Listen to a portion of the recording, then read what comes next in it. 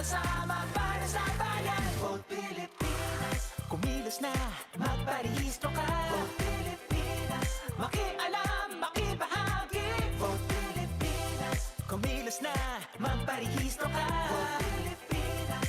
Makialam, makibahagi. Para sa bayan. Para sa bayan. Vote Pilipinas. Magparehistro ka.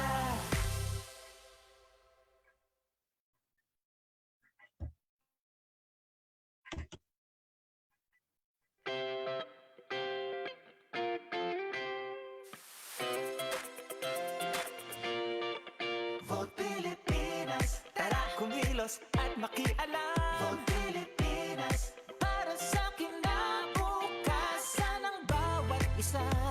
May pananagutan.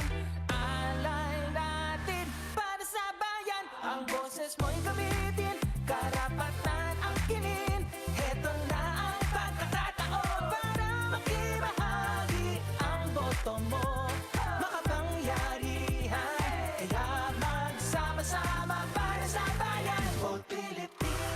Kumilos na, magparehistro ka. Vote Pilipinas. Makialam, makibahagi. Vote Pilipinas. Kumilos na, magparehistro ka. Vote Pilipinas. Makialam, makibahagi. Para sa bayan. Para sa bayan. Vote Pilipinas. Magparehistro ka.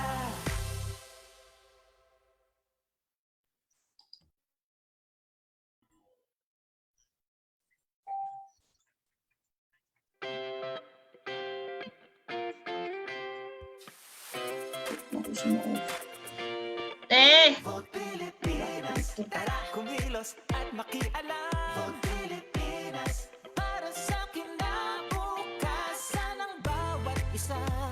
May pananagutan. Alay natin para sa bayan. Ang boses mo'y gamitin. Karapatan ang kinin. Heto na ang pagkakataon para makibahagi ang boto mo.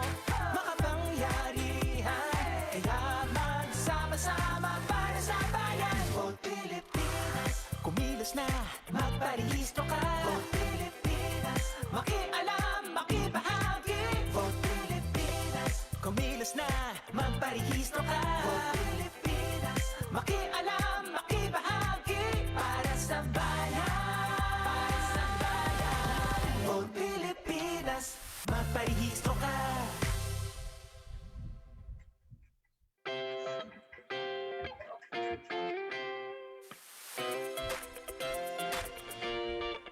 Vote Pilipinas. Tara, kumilos at makialam. Vote Pilipinas.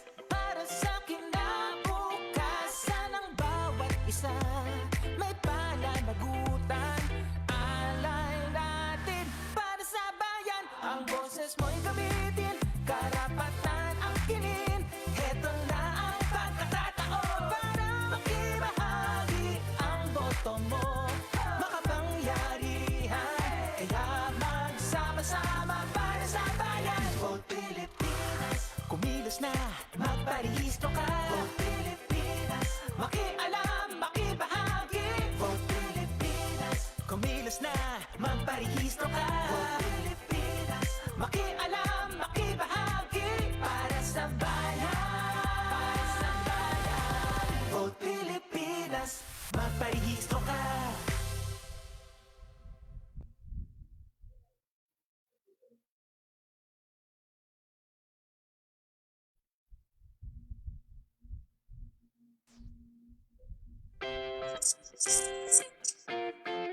Ito naman pala. Vote Pilipinas. Tara, kumilos at makialam. Vote Pilipinas. Para sa kinabukasan ng bawat isa. May pananagutan. Alay natin para sa bayan. Ang boses mo'y gamitin. Karapatan ang kinin. Heto na ang pagkakataon para makibahagi ang boto mo. Makapangyarihan. Kaya magsama-sama para sa bayan. Vote Pilipinas. Kumilos na, magparehistro ka. Vote Pilipinas. Makialam, makibahagi. magparehistro ka. Vote Pilipinas, makialam, makibahagi, para sa bayan. Para sa bayan. Vote Pilipinas, magparehistro ka.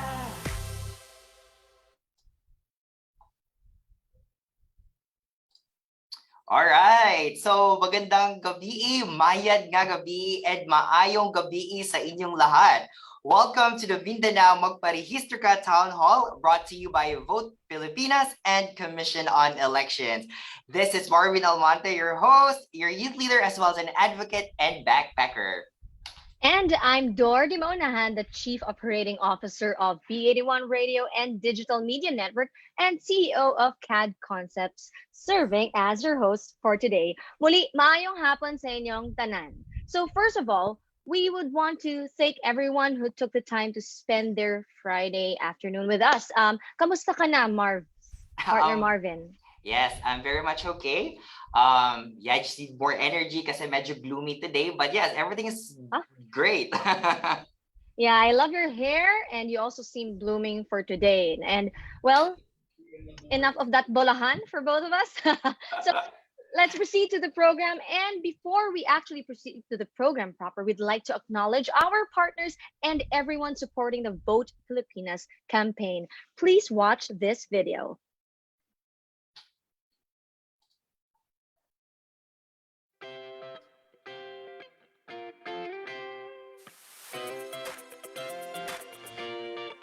Vote Pilipinas, tara kumilos at makialam. Vote Pilipinas, para sa kinabukasan ng bawat isa. May pananagutan, alay natin para sa bayan. Ang boses mo'y gamitin, karapatan ang kinin. Heto na ang pagkakataon para makibahagi ang boto mo. Makapangyarihan, kaya magsama-sama para sa bayan. Vote Pilipinas, kumilos na, magparehistro ka. Vote Pilipinas, makialam, makibahagi. Vote Pilipinas, kumilos na, magparehistro ka. Vote Pilipinas, makialam, makibahagi, para sa bayan. Para sa bayan. Vote Pilipinas, magparehistro ka. Yes, a lot of partners. And of course, let's not forget our viewers on YouTube, Kubu, and Facebook Live.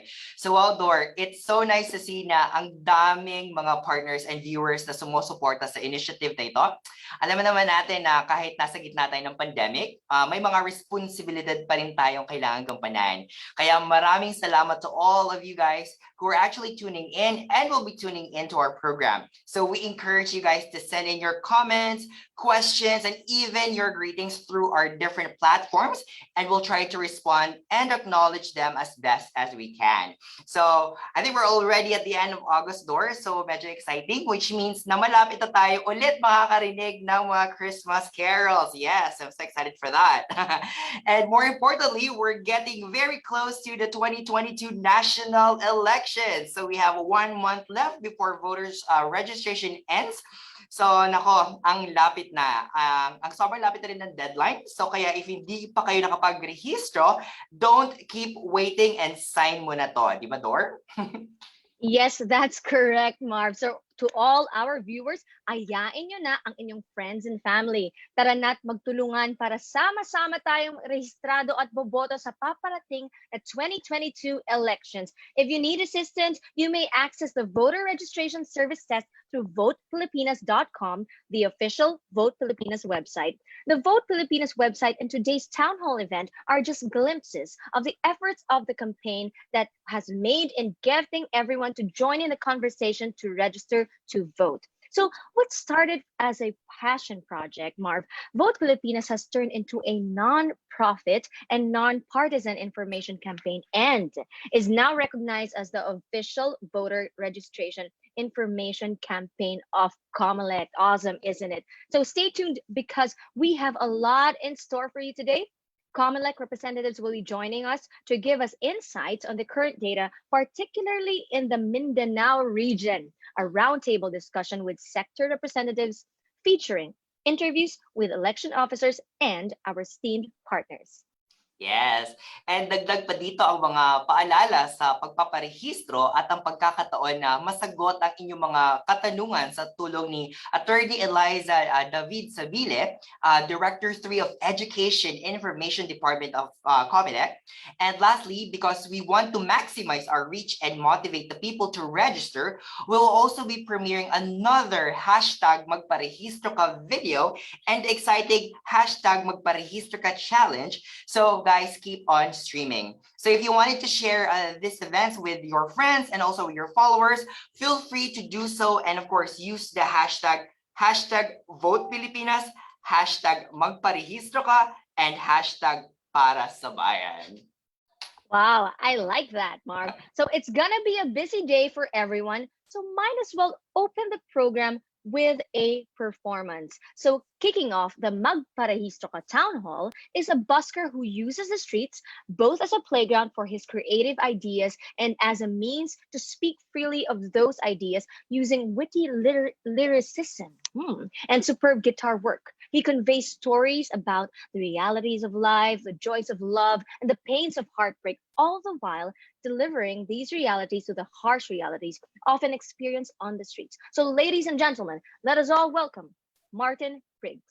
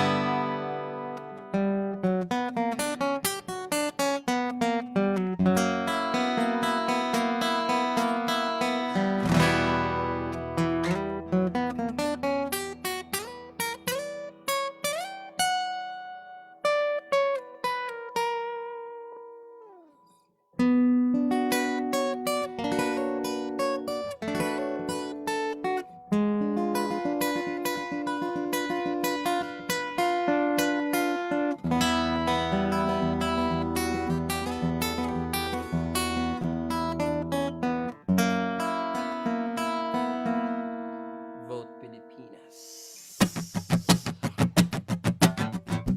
Amin, amin. Amin, amin ang Pilipinas. Amin, amin. Pagbanal-banalan pa. Anong natututunan mo sa linggo-linggo mong pagsisimba? Kinabisadong mga talata, bakit mo niyayabang sa madla? Na ika'y nagtarasal, sana ipagdasal mo ang iyong asal. Wala sa Biblia ang purgatorio, sabi ni Jose Rizal.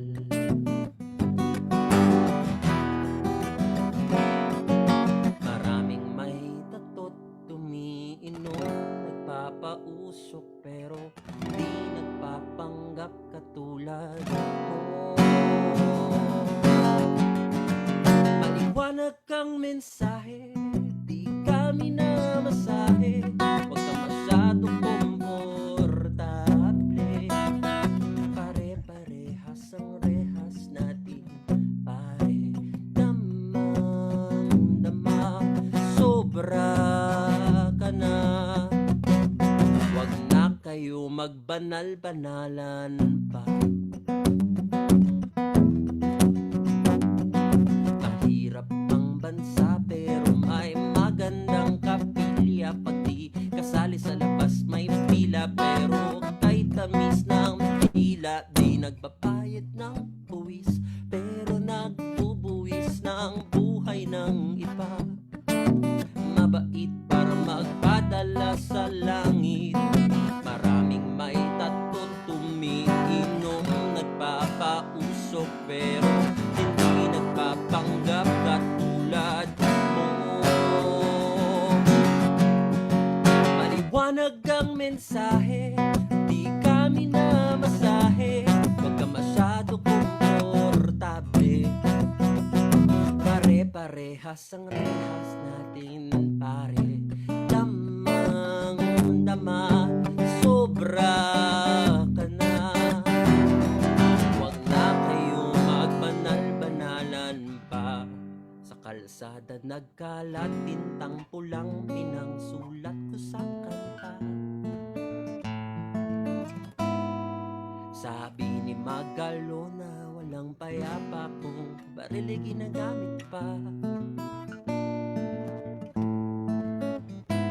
Tayo'y tunay pang malaya kung dagat natin inangkin ng iba. Diyos umiiyak sa langit, si kamatayan tumatawa sa mga mangmang.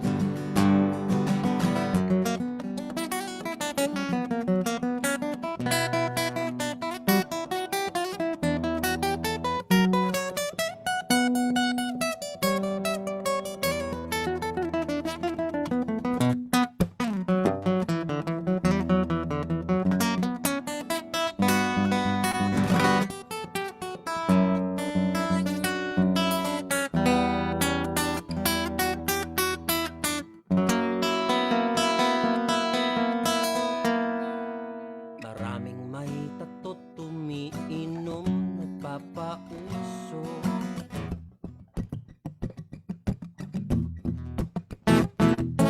Maraming may tattoo tumiinom, nagpapauso.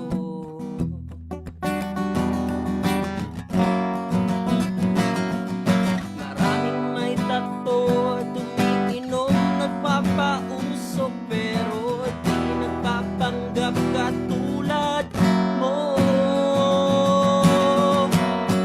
Maliwanag ang mensahe, di kami na masahe.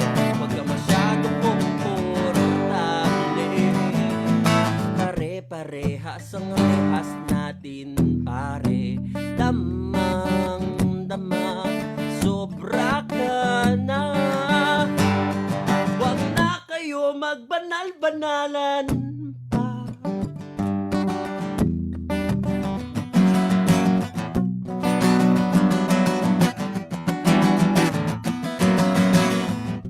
Amen, amen. Amen, amen ang Pilipinas. Amen, amen. Magbanal-banalan pa. Huwag na kayo magbanal-banalan pa.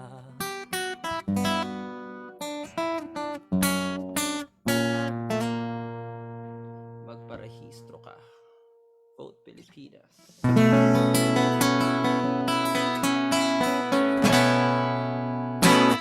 Thank you so much. All right. Wow. That was an amazing performance indeed, Martin. Thank you for starting this program with a bang, no? Amen ang Pilipinas. Yeah, Marv, it was really creative, realistic, and wow, such superb guitar work. I was just looking at how he delivered. What can you say, Marv? Yes, indeed, nakinig nga ako. It was very, very creative and it's very deep. So yes, I love it so much. And I've been seeing a lot of comments as well about the performance. Yeah, wonderful. So thank you for starting again this program with a bang, Martin. Vote Pilipinas is so lucky to have a talented individual performing during this event. And I hope that everyone just like us, was inspired by the message of the song. So moving on, I know you guys are wondering why we have this event anyway. With this initiative, ang aim ng Vote Pilipinas ay upang ma-inspire ang mga Pilipino, lalo na to register and vote. And there's no better person to talk about the importance of registering and voting other than the very person who began Vote Pilipinas, an impact entrepreneur and solutions architect serving as the Impact Hub's regional lead for Asia and the Pacific, the CEO of Impact Hub Manila, and the founder of Vote Pilipinas. Please give it up for Ms. Ces Rondario. Take it away, Ces.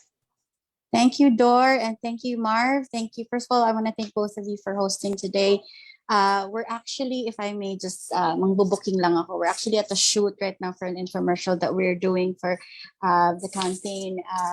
So good afternoon, everybody. I am deeply honored to be closing the tour in the Philippines today, right? We did Luzon, Visayas, Mindanao. Really appreciate the partners who have come together to make this day possible.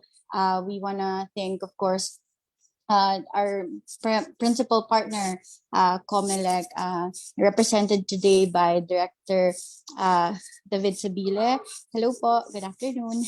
And when we started this campaign, this was about 18 months ago, it was really because 70%, I think people who've heard me talk will get tired of hearing this, but it was really because my closest circle of friends and my team weren't registered. And I hope that that same kind of thought process is something na lahat tayo maging aware of, na tanungin natin yung mga katabi natin, mga pamilya natin, mga kaibigan natin, kung rehistrado ba sila. Kasi lahat naman tayo dito, we all have a say, we all have a part, we all have a piece to play in making, the country, whatever it is that we aspire it to be, diba? So it was a simple dream. It was a hope that I wanted to give people no other excuse but to do it, to register. And I'm really happy that the campaign has flourished to what it is. But this is truly a work of so many people who have rallied behind the campaign and really rallied behind the program. And today we just want to honor also the people who have yet to be part of this whole advocacy. We welcome you. And the only thing I want to say, because I want to get on with the rest of the program, because we have such a great lineup of people today. I just want to remind everybody that, as essential as it is to keep ourselves safe throughout the pandemic, I think it's also there's also a reason why the elections is happening next year. I think it's also to help us realize what truly matters, right? And it's stepping up for the ones that we care about, and hopefully, apart from our family and our loved ones, it's also being able to show up for our country. And that's really the call that we want to make with our partners, Comelec, of course, and Smart, who have also been so gracious in supporting the cause, and all the other partners that we have. I think the song event a while ago really encapsulated what we're trying to say here, that,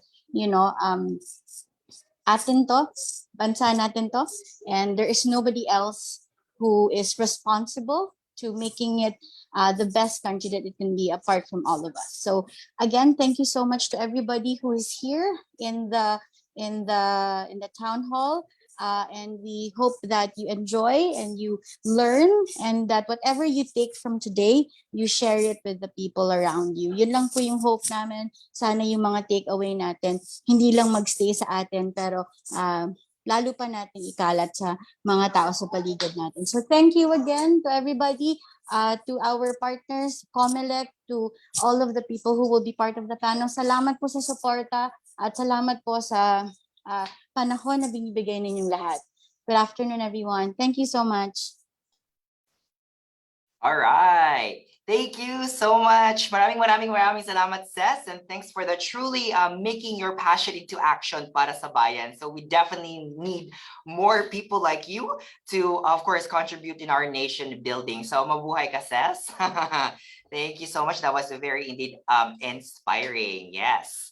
And So, asan yung partner ko? Ayun, medyo ang dami natin sa screen. So, what can you say about that partner? Especially with, it started from a passion and now it's reality. You know, it's really amazing when something that started as a dream or yun na nga, as a passion, according to Miss Sis, really is executed. And in this case, it's nationwide. I mean, who would be able to do that, no? It's just amazing. I truly admire Miss Sis.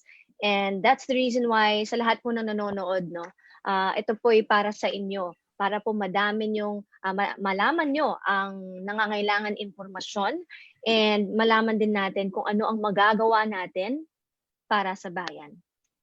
Right. So also to our viewers, thank you again for being with us today. Just to keep on sending your questions because we'll address them in a few. Before that as well, though, we also would love to, we are also very honored to have here with us the president of the Philippine Center for Islam and Democracy. She is chosen as one of the 3 Philippine representatives to the ASEAN Women for Peace Registry in 2018. She's one of the leading Muslim leaders in the Philippines working to strengthen the peace and development as well as promote human rights, justice, and democratic practices in Muslim Mindanao. She has apprehended the organizing and capacity building of Muslim women, particularly those who teach in the madrasa for peace building and prevention of violent extremism. Her effortless led to the establishment of the Nur Salam Light of Peace, an organization of Muslim women active in Mindanao and Muslim communities in Metro Manila. So she has developed an Islamic peace education program in cooperation with Muslim religious leaders. Everyone, let us all welcome Amina Rasul Bernardo. Hello, everyone. I hope all of you are doing well. I particularly enjoyed the song and I like the message. Amin ang Pilipinas, atin ang Pilipinas. So good afternoon to everyone. In a few weeks, we will be celebrating the MindaNOW Week of Peace. But curiously, we will also be commemorating the anniversary of the declaration of martial law. It will be almost 50 years since martial law was declared by then President Ferdinand Marcos. I was a student at the University of the Philippines at the time. And studying at UP woke me up to the injustices that can be committed by an abusive government against its citizens, particularly those of us from Mindanao, the marginalized poor, the indigenous peoples, the Bangsamoro. For me, the process of waking up started during my freshman year at UP with the Diliman Commune. I don't know if you've heard about it, but the Diliman Commune was a brave show of defiance by us students against a government that we believed to be oppressive and starting to militarize. We UP students, joined by our professors, barricaded the entire Diliman campus to prevent the police and the military from entering and violating the autonomy of our university. Later, I would join what we call DGs, discussion groups organized by activists. And our education took place as much outdoors as it did inside the classroom. The campus grounds were dotted with small groups of students discussing the failures of government, the oppression of the masses, our fear of losing civil liberties and freedom, and the impending military actions to quell the insurgency of the communists and the so-called Moro separatists. Later, our hometown of Jolo would be bombed by the military 80% of the town would be destroyed, and we would lose everything we had. We were the original Bakwit. And I thought, how could we be a democratic nation and yet oppress our own people? While the leaders of the activists had to escape to the hills after martial law was implemented, most of us choose to remain and work from within the system. I have always believed, as my parents did, that real change can only come from within, from yourself, from myself. Which brings me to the subject of our talk today. The prospects of Mindanao in these uncertain times with the elections coming. With COVID, with the fall of Afghanistan to the Taliban, with violent extremists present in Mindanao, with the displaced people of Marawi, even the displaced people of the Zamboanga siege from several years ago, with them still being displaced, our prospects are not as good as we hoped. But don't lose hope. There are good developments as well. Yesterday, I was with the congressional hearing of the Committee on Suffrage and Election Reforms.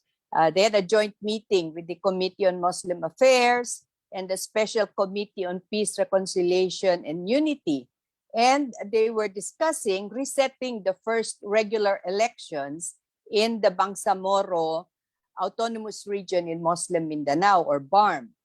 That hearing reminded me of the democratic principles that guide or are supposed to guide our government: the consent of the governed, representative government, individual and human rights, the rule of law, and the system of checks and balances. Monitoring what's going on in Afghanistan, as I think many of you are doing, I count myself lucky to be a Filipino. We still live in a free and democratic country, and I pray constantly that we remain that way. We choose who will lead and govern us. We choose the senators, the congressmen and women who will decide whether Marawi will receive funds for rehabilitation, whether BARM will have an extension of its BTA, the BARM Transition Authority, whether Mindanao will have its rightful share of resources. We choose the executives who will develop and implement policies and programs that will improve our lives or strangle us.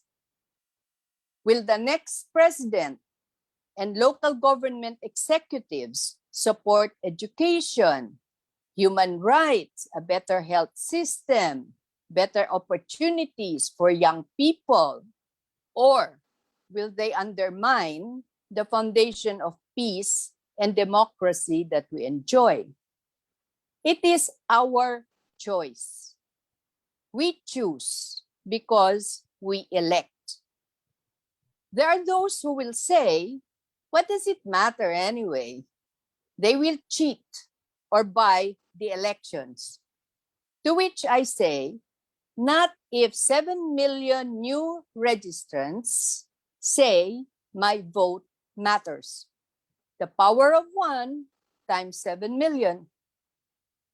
The Holy Quran states, indeed, Allah will not change the condition of a people until they change that what is in themselves. In other words, God helps those who help themselves. Nothing will change if change is imposed from the outside, whether by the state or by armed liberation fronts.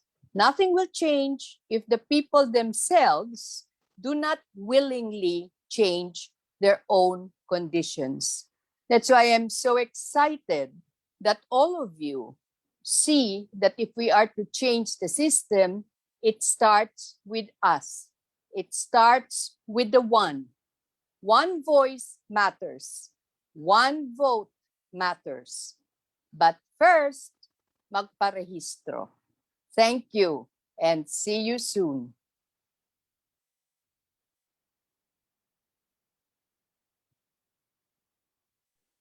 Thank you very much. That was truly, truly amazing.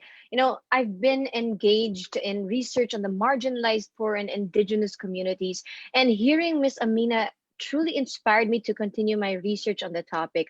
I'd like to echo the words, real change can come from within, you know, and nothing will change if the people do not willingly change their own conditions. And indeed, all of us, we choose who will lead and govern us. We choose because we elect. That is our right. So it is definitely a big role that each and one of us, everyone po na nakikinig po, no, we play a big role. It's one voice, one vote that matters. But before that, dapat talaga magpahirehistro. Maraming salamat po, Miss Amina. You're truly, truly amazing. Partner, anong masasabi mo, no? Well, yeah, I also believe na yun nga, we've been we've been engaging, and it's truly very inspiring as well. So sobrang ang dami ng mga ano, I wish that I could just like type it in right away. It's just at the words. But ang dami niyang natutunan, ang dami ko ding parang enlightenments, just like our set of reminder, but it was very truly inspiring. Yep.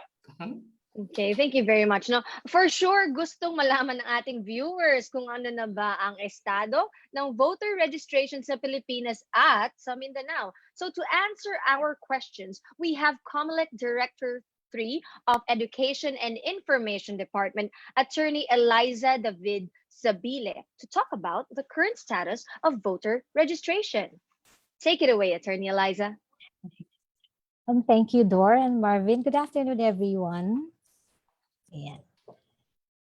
So for your first question, I think the first question is how or where does Mindanao stand now in terms of voter registration? Well, I am confident and happy to say that Mindanao is performing well in terms of voter registration because, you know, the stats says it all.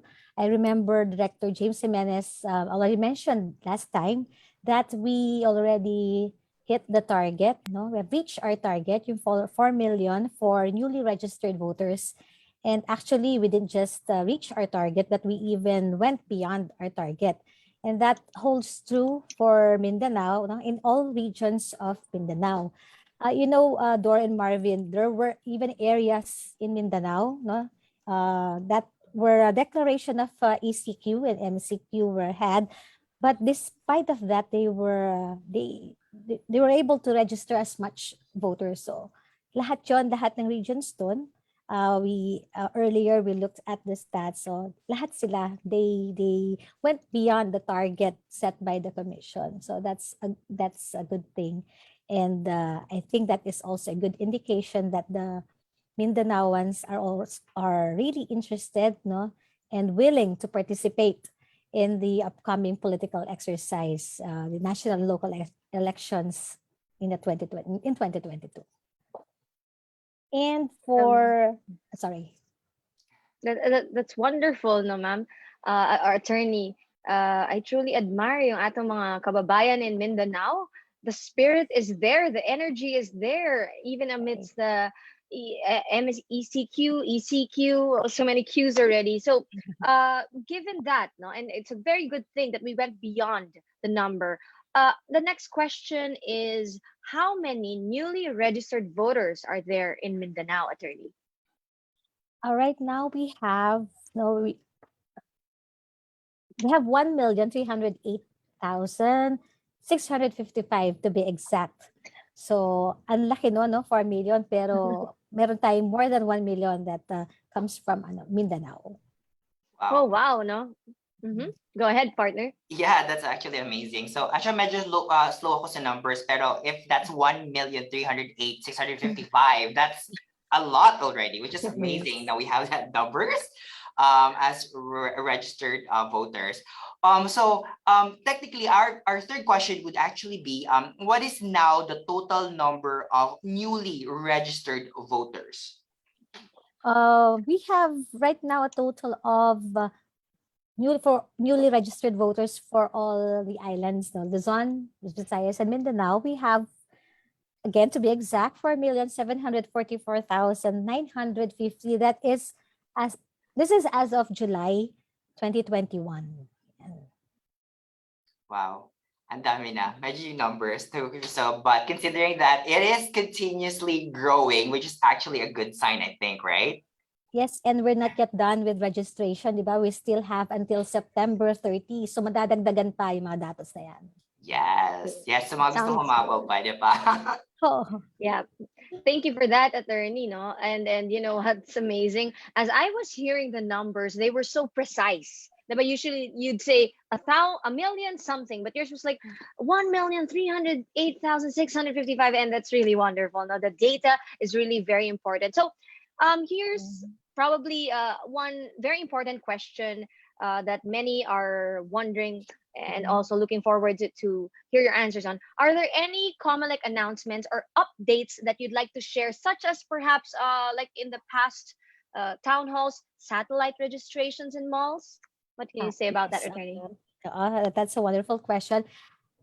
Actually, we have, no, yung, ano nga to, parang considered bragging rights na rin ng Comelec. This is new. We have online, isa to, we have online reactivation. So for those whose registration status were deactivated and they would want it reactivated, they could avail of an online reactivation kasi dati kailangan pumunta pa talaga sa mga offices, no? But this time we have online reactivation, and we also have for the senior citizens, PWDs, and persons deprived of liberty, online reactivation pa rin, and they could be represented by they could be represented. Yan. And there's also another good news. Sa September 11, we will have a synchronized registration in malls. So participating or partner malls natin here is Ayala, SM, and Robinson's Mall. So September 11, sabay-sabay po yun. Meron po tayong registration sa malls na yon. And also, we are so happy to announce that Comelec has extended its registration hours. So, dahil papalapit na rin yung end at kailangan na rin talagang mas marami pa siguro yung mapa-register natin. Kung dati, Monday to Friday, ang registration 8 till 5 in the afternoon, ngayon meron na it's extended until 7 p.m. And also we included Saturdays and holidays din for registration, and ang oras po nun is 8 till 5 p.m. Ayun na nga siguro na last ko for an announcement, di ba? September 30 is our last day. We still have 34 days to register. So siguro for those who haven't registered yet, 34 days pa tayo. So 34 days, no? So sa lahat po, no, na nakikinig, again, online reactivation to ensure safety, especially for senior citizens and PWDs, and the synchronized registration in malls. Ngayon may Ayala, SM, Robinsons. Thank you for everyone for supporting, no, for these wonderful companies. That is on September 11, and of course, with the extension of registration hours on weekdays and also registration on weekends, this will be definitely helpful because even if may pandemic, syempre yung iba, they still work from home. So maraming salamat po sa good news na yun, no? Partner Marbs? Yeah, that's also actually pretty, it's actually an amazing news though. I'll make it easier for everyone to, register. So we really have no excuse this time and not being registered. So there's a lot of options already. That's amazing actually. All right. So thank you again for that, Attorney Eliza. Maraming salamat po. And again, to our audience, please go out and register. Good to know that there are partnerships with, again, Ayala, Robinsons, and SM offering satellite registrations that are also open on weekends. So wala na talaga tayong kawala para magrehistro. And, well, that's right, guys. You heard it straight from the source. We only have a few weeks left. In fact, 34 days. Kaya gear up na. Alam nyo, Marvin and I are both registered. Kaya para sa mga hindi pa, i-ready na ang inyong requirements, face masks, face shields, at pumunta na sa pinakamalapit na Comelec office sa inyong lugar at magparehistro. Yes, time to go out and register. And that's actually right, Dor. And now for the next segment, sa pagkakataon na to, makuha natin ang messages and reminders straight from our local election officers. Kaya please stay tuned. Para sa feature na ito, alamin natin kung ano ang best practices at ilan pang mga paalala mula sa mga local elections officers. So, let me start with from Datu Paglas, MindaNOW. We have Miss Mona Lisa Lidasan Abdul. Hi po. Good evening. Yes, Assalamualaikum warahmatullahi wabarakatuh. Magandang gabi po sa ating lahat. Maraming salamat kasamang Marvin and kasamang Dory. And ang aking paggalang po sa ating Director 3, Ma'am Eliza David, to the founder of the Vote Pilipinas, Ma'am Ces Rondario, to our inspirational speaker, Ma'am Amina Rasul Bernardo, sa aking kapwa election officers na guest speakers din po ngayon, and to the partner organizations po natin ngayon dito sa Vote Pilipinas, at sa lahat ng Vote Pilipinas followers, magandang gabi po sa ating lahat. So kami po sa COMELEC, Bangsamoro Autonomous Region in Muslim Mindanao ay lubos na nagpapasalamat sa inyong pag-imbita dito sa MindaNOW, #magparehistro ka Town Hall. So with that, ano po yung mga best practices act na ginagawa natin dito sa field? Unang-una po sa lahat is, kagaya po ng sinabi ko kanina, we should consider our cultural practices and ethnic traditions. So, of the registration, it is necessary that we should have a close coordination with our local government unit officials, to the Association of the Barangay Captains, to the Armed Forces of the Philippines, Philippine National Police, Katipunan ng Kabataan, at sa ating mga different line agencies, DILG, Senior Citizens Office, the Vulnerable Sectors Office. So, ano po ba yung kahalagahan ng pag-register? Ito po yung tinatawag natin na para ma-exercise natin yung ating right of suffrage as enunciated in the 1987 Constitution. We need to register kasi definitely we cannot vote if we are not registered of that particular munisipyo. So sa kabila ng pandemya na ating kinakaharap ngayon, ito na yung COVID-19, hindi po ito naging hadlang upang magampanan natin yung ating sinumpaang mandato. Although may mga instances na or situations na mahirap na ating kinakaharap dito sa field, ito naman po ay natutugunan natin ng maayos sa pamamagitan ng pagtutulungan ng bawat isa. So, the Office of the Election Officer established the gender-sensitive registration process for women. As I have see a while ago, meron tayong representative from Nanay Foundation. So we have the area for lactating mothers, child minding corners, and we encourage the local government unit to establish the or to open the daycare center during the registration period po natin. So aside from that, nagkakaroon din po tayo ng barangay satellite registration. Ito na po yung tinatawag natin na the Office of the Election Officer ay kami na po yung pumupunta sa mga different barangays upang maibigay natin yung ating serbisyo sa kanila. So hindi na po sila nahihirapang pumunta dito sa atin sa opisina, but instead tayo na po yung nagre-reach out po sa kanila. So with that, I guess there is no reason anymore na hindi makapagparehistro. And during that barangay satellite registration, we are also conducting the voters registration campaign. So bago po nagsisimula yung registration natin, sinasabi natin sa kanila ano po ba yung mode or dapat nating ilagay sa ating mga forms. Transfer ba, reg ka ba, may correction of entry ka ba, reactivation ka ba, or whatsoever. So nagkakaroon din po kinakausap natin yung mga residente, ano po ba yung mga problema natin with regards sa COMELEC matter. Yes. So actually dito sa field, dalawa lang yung staff dito, the election officer.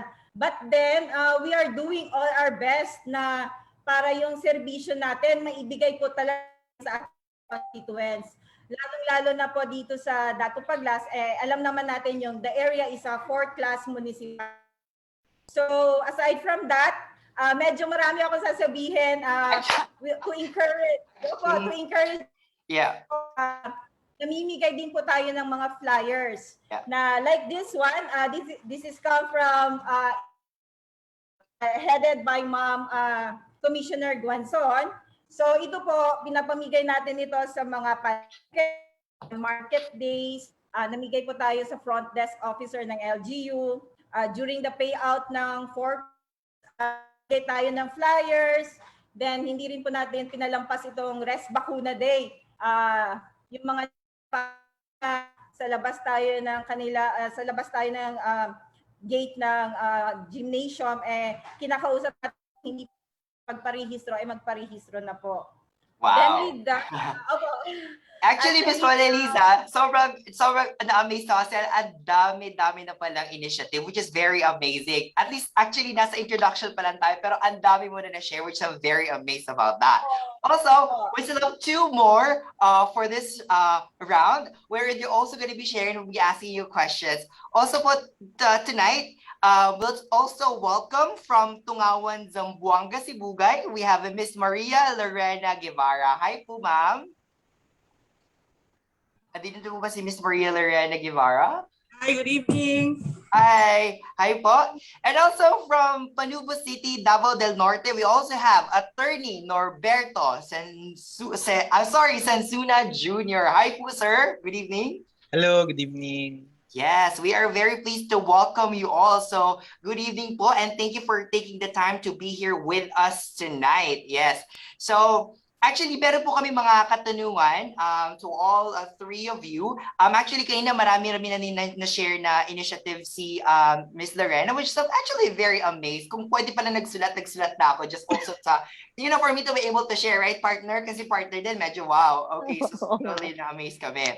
So, one of the questions that we have though, pwede niyo po bang ikwento kung paano niyo ginawa o inayos ang inyong registration services, lalo na't marami na pong naging restrictions ngayon dahil sa COVID. So what is it like in your areas? So yes, I would like to go back to you, Ms. Guevara, for that part. Late last year, mga September kasi, I had a meeting with, can you hear me? Yes. Mm-hmm.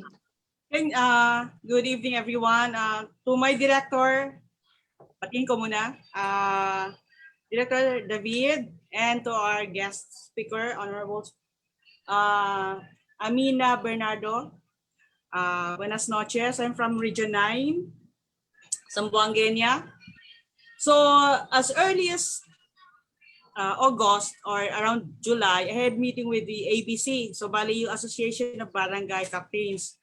So I was telling them, I was already anticipating the problems regarding the COVID. So as early as September, I scheduled 1 week registration sa mga barangay. Instead of yung sino-sino lang yung papasok, to monitor yung mga taong papasok sa mga munisipyo, sa mga offices.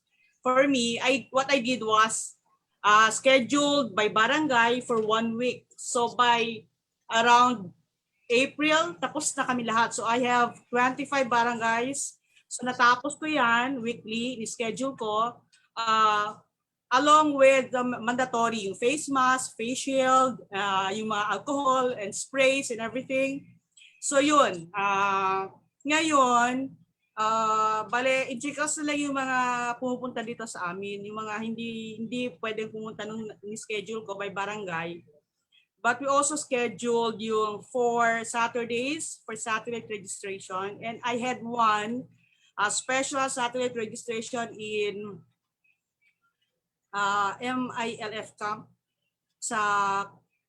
in my area in Dato Tumangong. It's Camp Salman.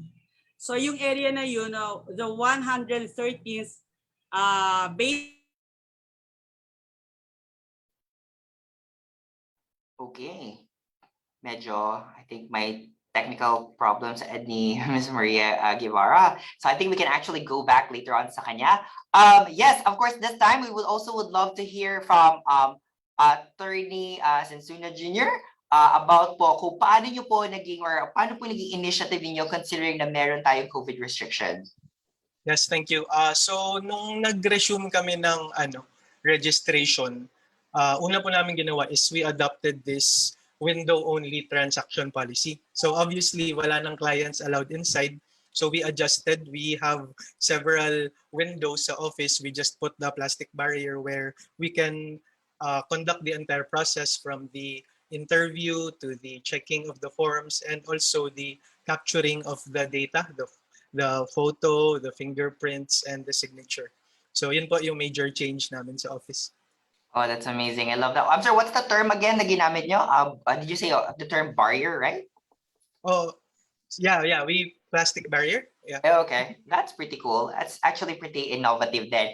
How about with you from Miss Mona Lisa? We would love to hear as well your initiative about that part considering na nagkaroon tayo ng COVID restrictions. Yes po, with regards to the COVID restrictions, kagaya po ng sinabi ng aking kapwa election window transaction policy only, dito sa office ko sa Dato Paglas, ever since naman, yung window na nakaset up, kagaya nung nasa mga ibang ahensya na yung transactions nasa window na lang din talaga. Kung kailangan silang pumasok, nakakapasok naman din sila. But then, we are strictly implementing the no face mask, no shield policy. And salamat sa COMELEC at nagbigay po sila ng karampatang supply ng gloves na nagagamit natin during the biometric capturing. Kasi alam mo kasamang Marvin, yung mga constituents na dito sa field, dito sa mga interior municipalities, yung fingerprint kasi nila, kadalasan nababasa sa scanner natin. So, kailangan natin silang i-assist para madiin lang yung kanilang mga sa mga senior citizens natin. So, with that, yung gloves na binigay sa atin is nagagamit naman po natin talaga. And of course, the social distancing, the alcohol, the hand washing, pasok pa lang nila, meron tayong tarpaulin na nakalagay na no face mask, no face shield, no entry, gano'n. Meron tayo, yun na nga, yung naghuhugas ng kamay bago sila makapag-fingerprint, makapagpasok dito sa ating opisina or makapagparehistro. All right, that's amazing. Ang dami na talagang initiative. Partner, do you have anything else that you wanted to ask from our speakers? Yes, definitely, no? Salamat, partner. So, ang question ko po, no, sa inyong tatlo is, ano po kaya ang magagawa natin upang marami pa or maparami pa ang magpaparehistro, especially sa mga off-voting age citizens sa inyong mga lugar? So, is Ms. Guevara around? Can you hear me? I'm sorry, I lost you. Hi, Ms. Guevara. It's okay. It's okay. Lost you. Okay lang po. Were you able to hear my question po, ma'am? So my question is, yes, ano po ang magagawa natin upang maparami pa ang magpaparehistro, especially sa mga off-voting age citizens sa inyong lugar?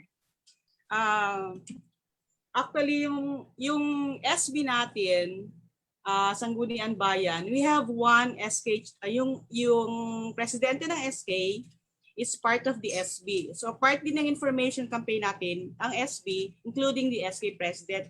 So with our ABC meeting din, kasama din sila, we were able to inform everyone. So kasama yung SK na they can register. Although, kasi yung ganito, yung SK kasi once registered, may record na sila sa amin. So what we will do is to extract their records, to put them in the regular database. So to encourage also more people to register, we also inform again, yung mga, alam mo yung mga meetings na maliliit. Yun, then we have the SOCMED. I also post in my FB. Actually, may post nga ako about the do's and don'ts and mga guides. More like a reminder, especially patapos na yung registration. We only have 1 month to go. So may mga nilista akong mga reminders for our registered for our potential voters, yung mga requirements nila, anong dapat gawin. Okay, maraming salamat po, no? So very interesting. Lalo na sa mga small meetings na to, at least mas madali nilang mapag-usapan, no? Yung kanilang mga plano, mga plataforma na gusto nila. And salamat nga naman sa social media, no? And galing nyo, ma'am, ha? You're very active po pala. Very, very helpful na may do's and don'ts kayo and reminders, especially since we have 34 days left after all. So thank you very much, Ms. Yes. Guevara. Now let's proceed to Attorney Sinsona Jr. So attorney, again, no, for you, ano po ang magagawa ninyo, no, upang maparami pa ang magpaparehistro, especially for off-voting age citizens in your area? Yes, actually the same po, no. First is yun sa social media. We have our official page of OEO of Panabo, and the city government of Panabo was also kind enough to coordinate with us. So all our updates or the rules and the schedules from our page, they also share it in their official page. So updated rin lahat ng mga followers ng City of Panabo.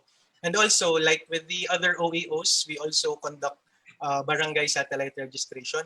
Sa Panabo City kasi we have 40 barangays, and several of these barangays, they don't have access to public transport. So we communicate with the barangay officials, and they inform us that, you know, they have a lot of residents who would want to visit the Comelec, but of course they are unable to. They don't have that access. So we schedule, and we are the ones who conduct the registration in their respective barangay halls. Okay, thank you very much, attorney, no? So it's very nice that talaga naman dito sa pandemya, no, there's really a lot of collaboration. And of course, who else but the city government with the barangay satellite registration. And in fact, wow, 40 barangays without access, malaking tulong yun. And again, one vote counts, so what more? 40, right? And of course, last but not the least, Miss Mona Lisa Lidasan Abdul, any thoughts on how we can increase the voting count, no, or the registration count dito po sa ating mga off-voting age citizens sa inyong lugar naman po? Go ahead, Ma'am Mona Lisa. Yes, thank you, Ma'am Dor. Actually, isa sa mga system na naisip natin, paano talaga magkaroon ng massive campaign for registration or ma-intensify is collaboration nga po with the different non-government organizations. In my end, I have collaborated like the Alpha Phi Omega, the Junior Chamber International Cotabato City, Taga Cotabato Incorporated, the MindaNOW Youth and Adolescent Code, headed by the son of the mayor of Dato Pagla, 1203rd Community Defense Center of the ARISCOM. By then, kasi word of mouth kasi yung campaign natin eh. Pag kinausap mo itong isang org, the member of the organizations, meron silang, for instance, so mas magkakaroon po yan ng spread na masasabi kay ganito, ganyan. So during their projects, implement po sa bawat lugar na nasasakupan nila, nagkakaroon po tayo ng announcement sa registration campaign natin. And we have, hindi po natin dapat i-discount itong mga tarpaulin postings natin na kapag set up po tayo dito sa Dato Paglas ng almost half the size of the billboard like we see in the EDSA, na ganun kalaki para at least naman makot yung attention ng mga motorista natin na dumadaan dito na, it's registration, September 30 na pala. So, wag na nating hintayin yung September 30, magpa-register na tayo. Wow. During Monday, may flag raising ceremony po yung LGUs natin. So, may announcement mong nangyari, mga prayer during Friday. Dito po sa area natin sa MindaNOW, meron po tayong tinatawag na sermon on Cuba. So, in that sense, nasasali po ni imam or ni ustads na dapat ni dama ka-register, naparegister ka no dan. So, parang I would translate it na kung sino pang hindi nakapagparehistro, magparehistro na po. So, yun na nga po, yung print ads natin, na-feature din po yung area natin sa Matang Agila publication. Kasi nung Director Ma'am Frances Aguindado Arabe dito sa Dato Paglas mismo, nagkaroon po tayo ng No Election Better Seminar. Ito po yung KEBS. So by that then, lahat po ng youth natin is nakapagpa-register. Kung hindi man lahat, majority naman po. And aside from that, sinabi ni Ma'am Arabe kanina, the voting hours is from originally 8 to 5, naging 8 to 7 p.m. Actually, andito tayo ngayon sa opisina natin. So overtime na to, nasa opisina ang mga election officers ngayon. Nag-aantay po ng magpaparehistro. Then on Saturdays, 8 to 5 na rin, and including the holidays. So there's no reason anymore na hindi na makapagparehistro ang bawat isa sa atin. Aside from the social media postings, IG, Twitter, Facebook, group chats, forward messages, and whatsoever. So, I guess, ang bawat Pilipino po ngayon talaga ay wala ng rason na hindi na po makapagparehistros. Kasi si COMELEC po, ginagawa na pong lahat ng pwedeng gawain para magkaroon tayo ng massive drive to register. Yes, ma'am. Ayan. Salamat po. Grabe. Massive drive talaga. Imagine collaborations with organizations, NGOs, and hindi lang kayo nag-social media. You also use traditional advertising and even during flag racings. Kasi syempre, madami nagtipon-tipon doon, no? Although with safety and sanitation protocols, doon nag-a-announce. So, word of mouth nga naman pa rin, no? And of course, nakakatuwa na meron kayong awareness programs or seminars. And yeah, this is really amazing. Napakadami nyong na plano at na-execute. Yun ang pinaka-importante, no? Partner Marv. Yes, actually na-amaze nga ako doon, and one thing talagang nagtatak sa utak ko, yun nga, communication, collaboration with NGOs, awareness. I love it. I love the work with the community. So sobrang wala na talagang reason para hindi ka makapag-register. So no more excuses, guys. So also I would like to ask though, any last reminders po para sa publiko? Let me start with you, Attorney Norberto, since Sona Jr. So yeah, yun lang po, no? You have until September 30 to register. We are open until 7 p.m. Also check your OEOs for scheduled satellite registration.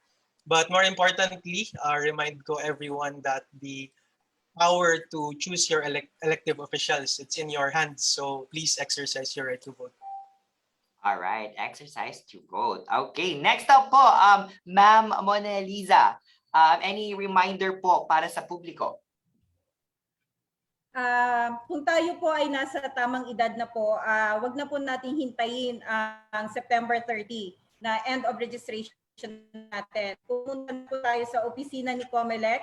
Maraming mga platform na pwede tayong makapagparehistro. Kagaya ng sinabi ni Ma'am Eliza Sabili kanina, online na po yung for those na maka-access po ng online registration, pwede po silang magpa-register via the online.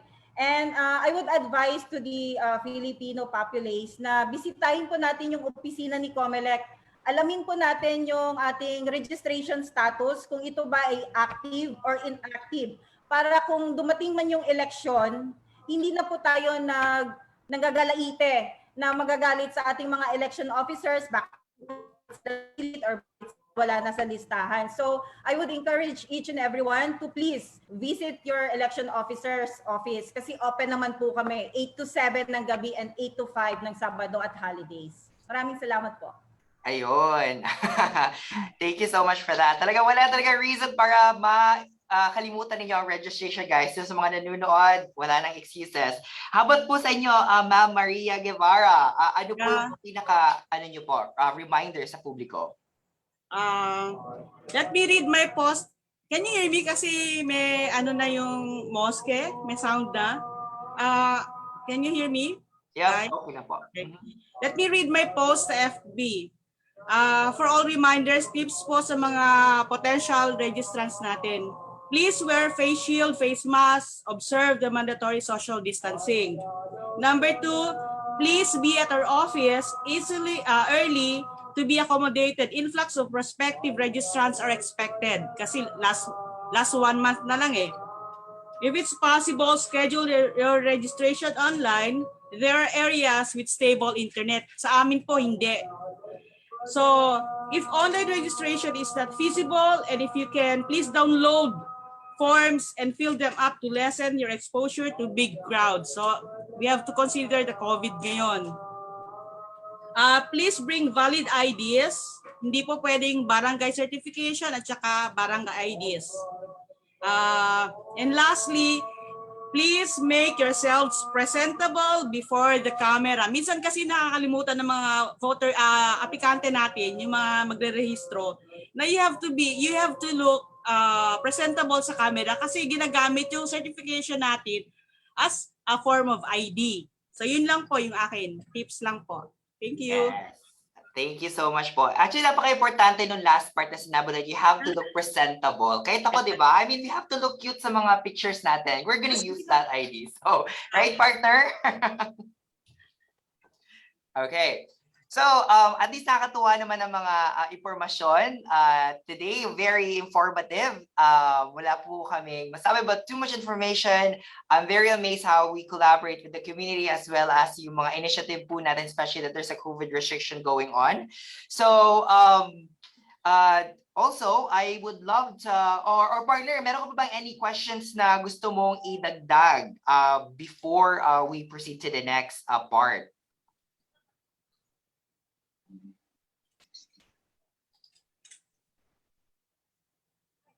Hi, partner. Yes, hi partner. Any questions pa ba before we proceed to the next part? Like something that you wanted to add? I think that's good. For me, we have a lot of information that we learned. And of course, no, maraming salamat po muli sa inyong serbisyo, Ma'am Mona Lisa, Attorney Norberto, and Ma'am Lorena. Mabuhay po kayo. So, nakakatuwa ang mga impormasyon nila. And partner Marv, would you like to proceed to the next segment by introducing our keynote? All right. So joining us for the keynote speech is a former Associate Justice of the Court of Appeals. So before this, she served as a judge in the cities of Manila and Makati for a total of 12 years, a prosecutor for 6 years, and worked as a public attorney for 7 years prior to entering government service. She also engaged in private law practice. So let's give it a warm welcome to our Comelec Commissioner, Commissioner Socorro B. Inting. Sir, good evening.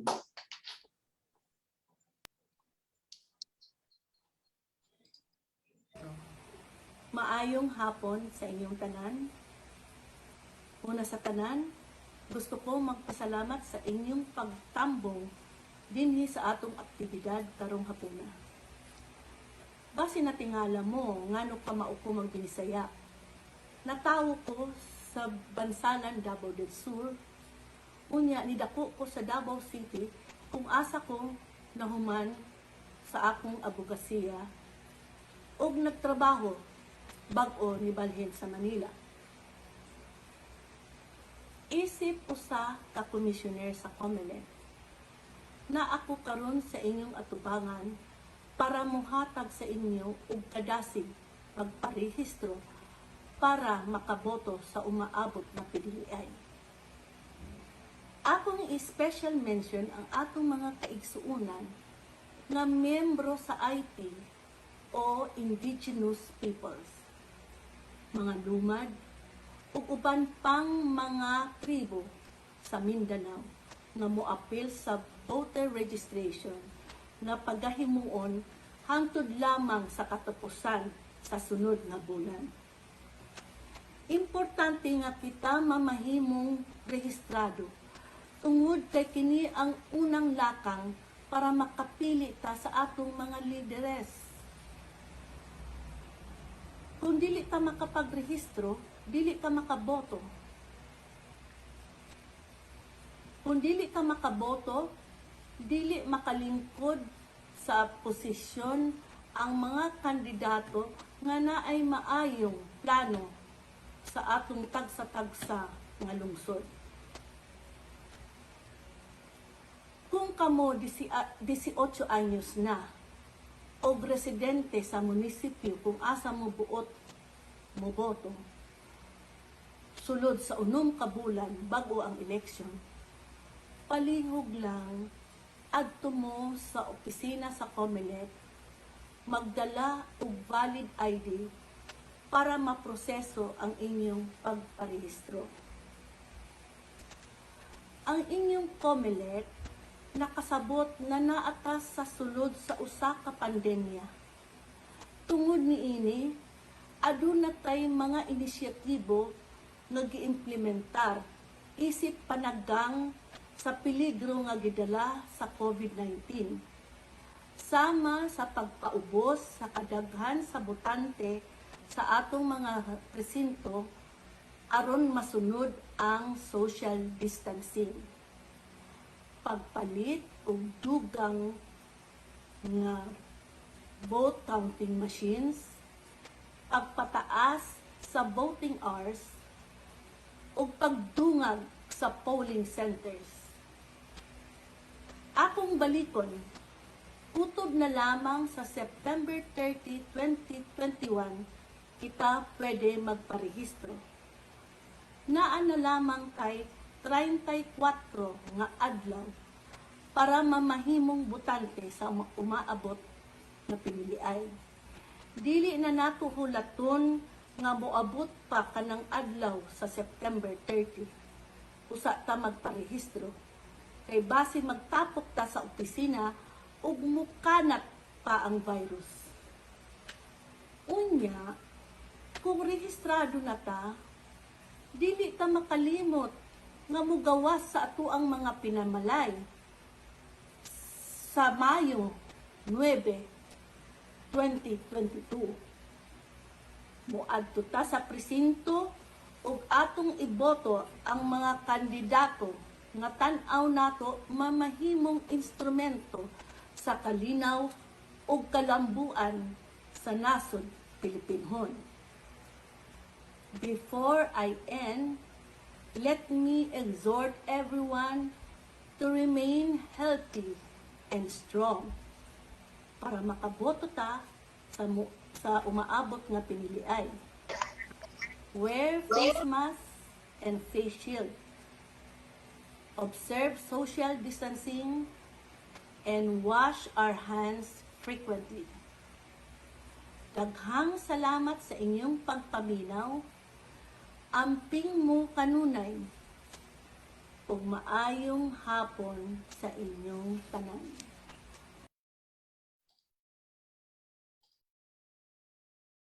So maraming salamat, Commissioner Socorro. Maayong hapon, or I may say maayong gabi sa inyong tanan. Again, we call on everyone po no sa Mindanao region, 18 years old and above and residents, to please register, as this is the first step, no, according to Commissioner Socorro, to choosing the right leader that you will vote for. So go to the nearest Comelec office, bring your ID and register. Once again, no, the Comelec has been exerting so much efforts. We've heard that earlier. Safety, extension of hours, and even satellite locations as well. So what are we waiting for? 34 days left, everyone. So let's go. Mag-register po tayo in preparation for the remaining days and for May 9, 2022 elections. Now, to proceed to our next segment, this one is very special dahil we have invited different representatives from the MindaNOW region and our partner organizations to discuss the importance of voting. All right. So we have our first one. We have the founder and president of Yellow Boat Hope Foundation, Dr. Anton Marie H. Lim. Welcome.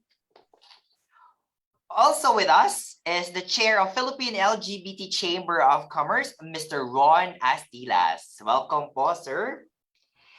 And we also would love to welcome the founder of Modern Nanays of Mindanao, Ms. Nadine G. Casino. And last but not the least, we have the Program Officer of Ateneo Center for Leadership and Government, ACLG, Mr. Brian Joseph Bango. Welcome. Hello to our sector leaders. Good evening and welcome to our town hall session. So maraming salamat sa magandang mga introductions mo earlier, partner. And we do have a few questions for you guys. And to start with, my first question is, why is it important to register and to vote in the elections? So I'd like to start, please, with Dr. Lim. Yes, good evening, everyone. Thank you for the invitation. It's an honor to be partnering with this organization because voting is very important. Sabi nga nila your vote, yung voting is the great equalizer. Diba? This is the only time that whether you're a king, you're a taipan, or you're out of school youth, everybody's entitled to one vote. So this is really the great equalizer, and everybody should use that and exercise that. Hindi naman binigay ito sa atin nagkusa lang di ba? This was earned by our forefathers with blood, sweat, and tears. So we should really exercise this. All right, thank you very much. No, the great equalizer. And thank you for reminding that it was something that our forefathers have actually made or prepared for us all, no, and for the future generations. Now let us proceed to Mr. Ron Astillas. Thank you. Thank you, Dor. Thank you, Marvin. Good evening to everyone. Thank And you. I think voting for us, especially in the LGBT Chamber of Commerce, voting is our future. That's how we see it. It reflects the direction where we want to go to. That really defines what will happen to us tomorrow. And it's also beyond the exercise of your duty and the right of every citizen Filipino to vote. Voting is actually not just an equalizer, but also the end of the rainbow for us. And we always aim to look into the end of the rainbow, where there will be no more discrimination, there will be no more there will be equality and diversity and inclusion. And with that, we can only we can only reach that rainbow's end when we vote the right leaders, supportive of the cause of the underrepresented sectors of society, such as us in the LGBT community. Thank you very much. Now, I like the sound of the end of the rainbow, where indeed there's no discrimination, but instead diversity and inclusion. And yeah, with the right leader who's supportive of those who have little voice, right? At least everyone can be able to now have their equal voice. So aside from the great equalizer, we now have this as the end of the rainbow. Wonderful. So let's now proceed to Ms. Nadine Casino. Hello, good evening, everybody. I'm Nadine from the Modern Nanays of MindaNOW, and it is very important for women, especially mothers, to vote because it has been something that was denied to women for almost 4 decades. Women, it was believed that when women could vote, it could ruin family unity, gives less power to the husband or the man in the house.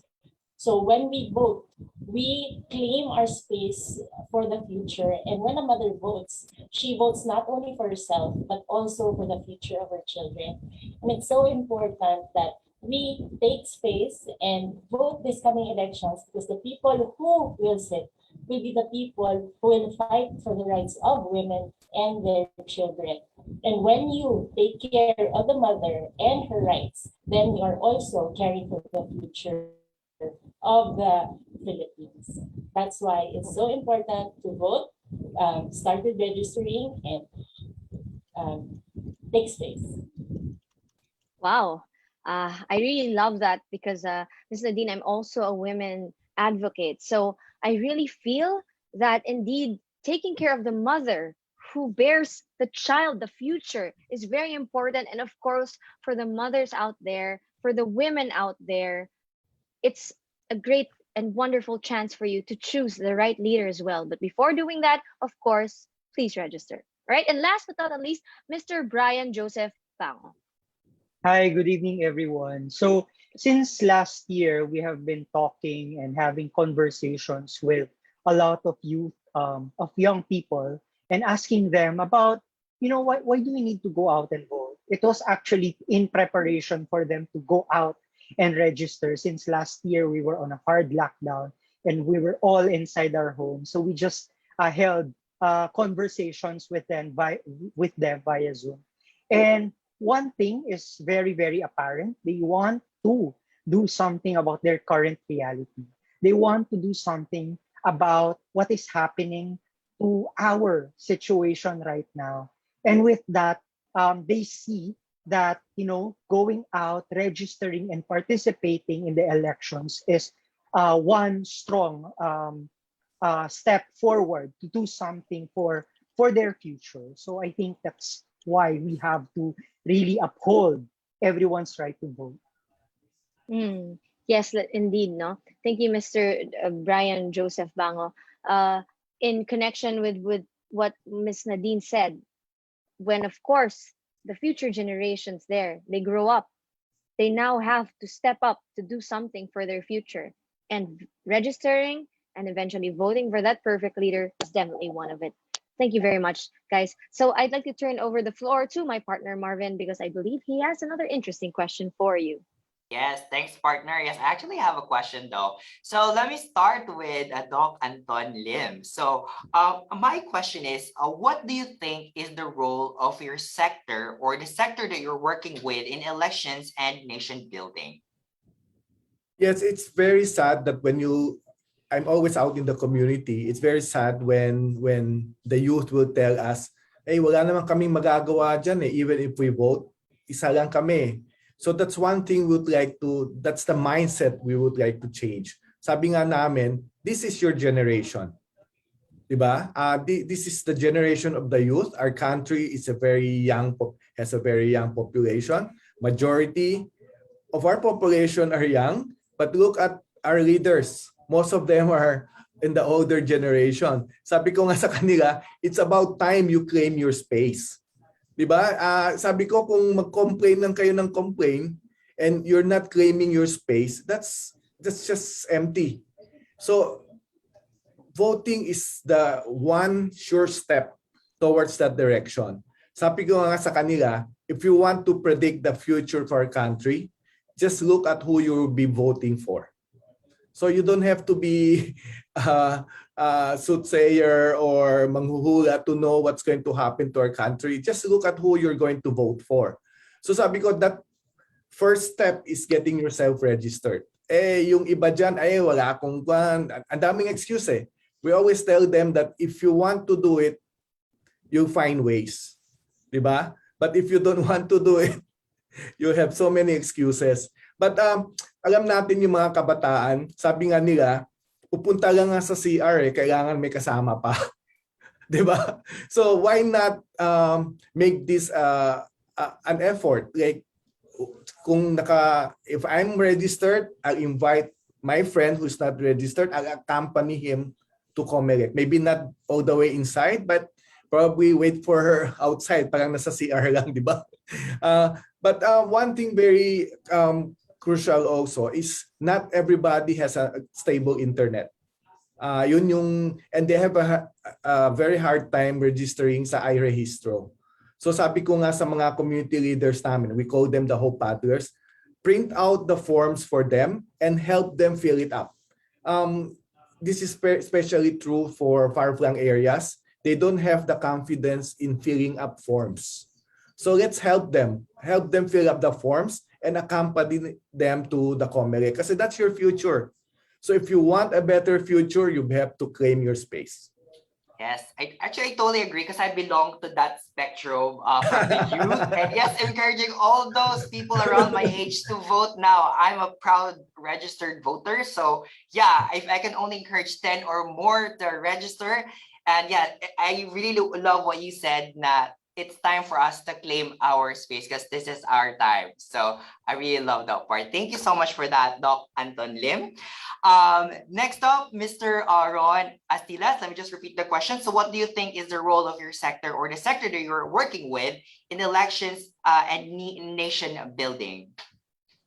Thank you, Marvin. I think our role in society is to reflect the values of the people, of the country.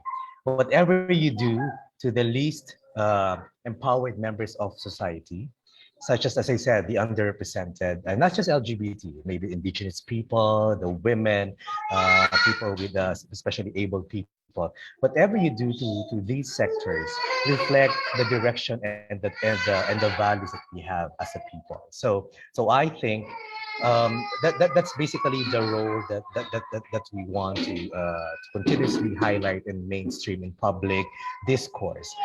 That election is also about power, and power needs to be given to those who have little in life. And then I think the game changer will always be this cycle where we all take charge.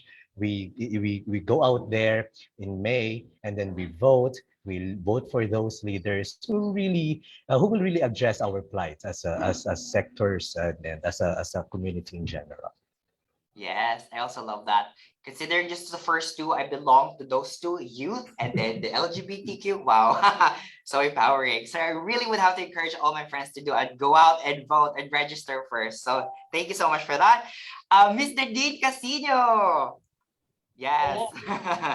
So the role of mothers, especially in the election or nation building, is always remember kung anong sasabihin ni nanay, gagawin ng buong bahay. So whatever the mother decides for the family, that would impact whatever they're gonna do, who they're gonna vote. And so mothers should take part because tayo yung we are sometimes left behind. Gender inequality drifts us away and leaves us behind. And if walang babae, if nobody knows what we are experiencing in our leaders, among our leaders, then it won't be addressed. Example, who else do not have a voice in elections? Infants, young children. They do not have a voice. They cannot say, oh, I have poor health. Oh, I'm not being fed well. Oh, I am hungry. We need to vote and say that, hey, listen to us. And it's the mother who will be able to protect those children, the people who do not have a voice. I think it's sticking. Yeah. Oops. Don't worry, I got that all. Yeah, Thank sorry, you so nag-stick yung screen. Could I be heard? Yes, yes, I Sorry. heard the last part. Yes, Yes, it was. that's the role of, the role of women is not just for herself, but also for her family and the children. Especially in our sector, the Modern Nanays of Mindanao, we are a group of mothers from different walks of life. We have stay-at-home moms, we have professionals, we have entrepreneurs and the likes. And sometimes we cannot be in the space because we are busy taking care of the homes, we are busy with other children, we are busy with everything else, trying to survive the pandemic, our sanity, and all other things. So that is a reason why the gender gap is widening, because sometimes we cannot have in our priority lobbying, taking up space, because how can we have time if we have little people who we need to care for?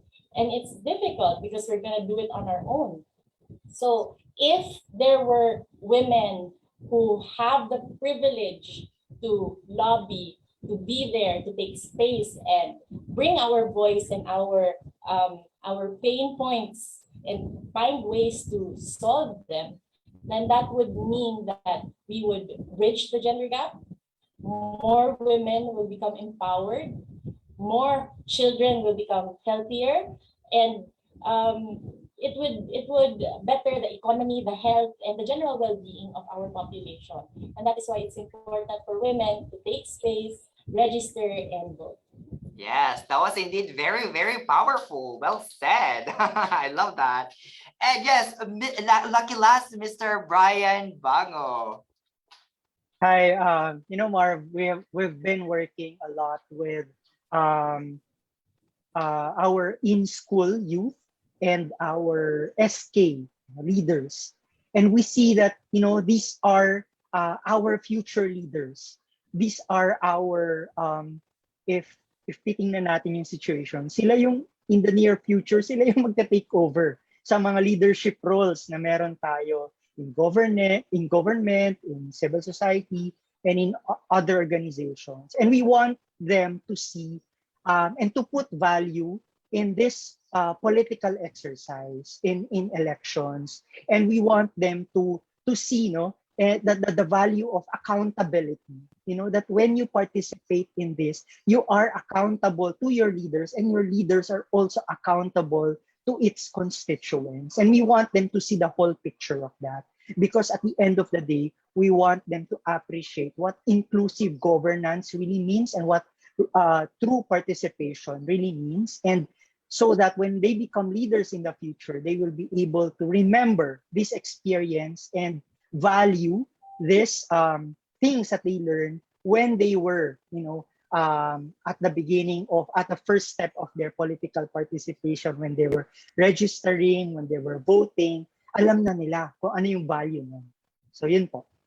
Wow, I love that indeed. Ang dami kong natutunan tonight, partner.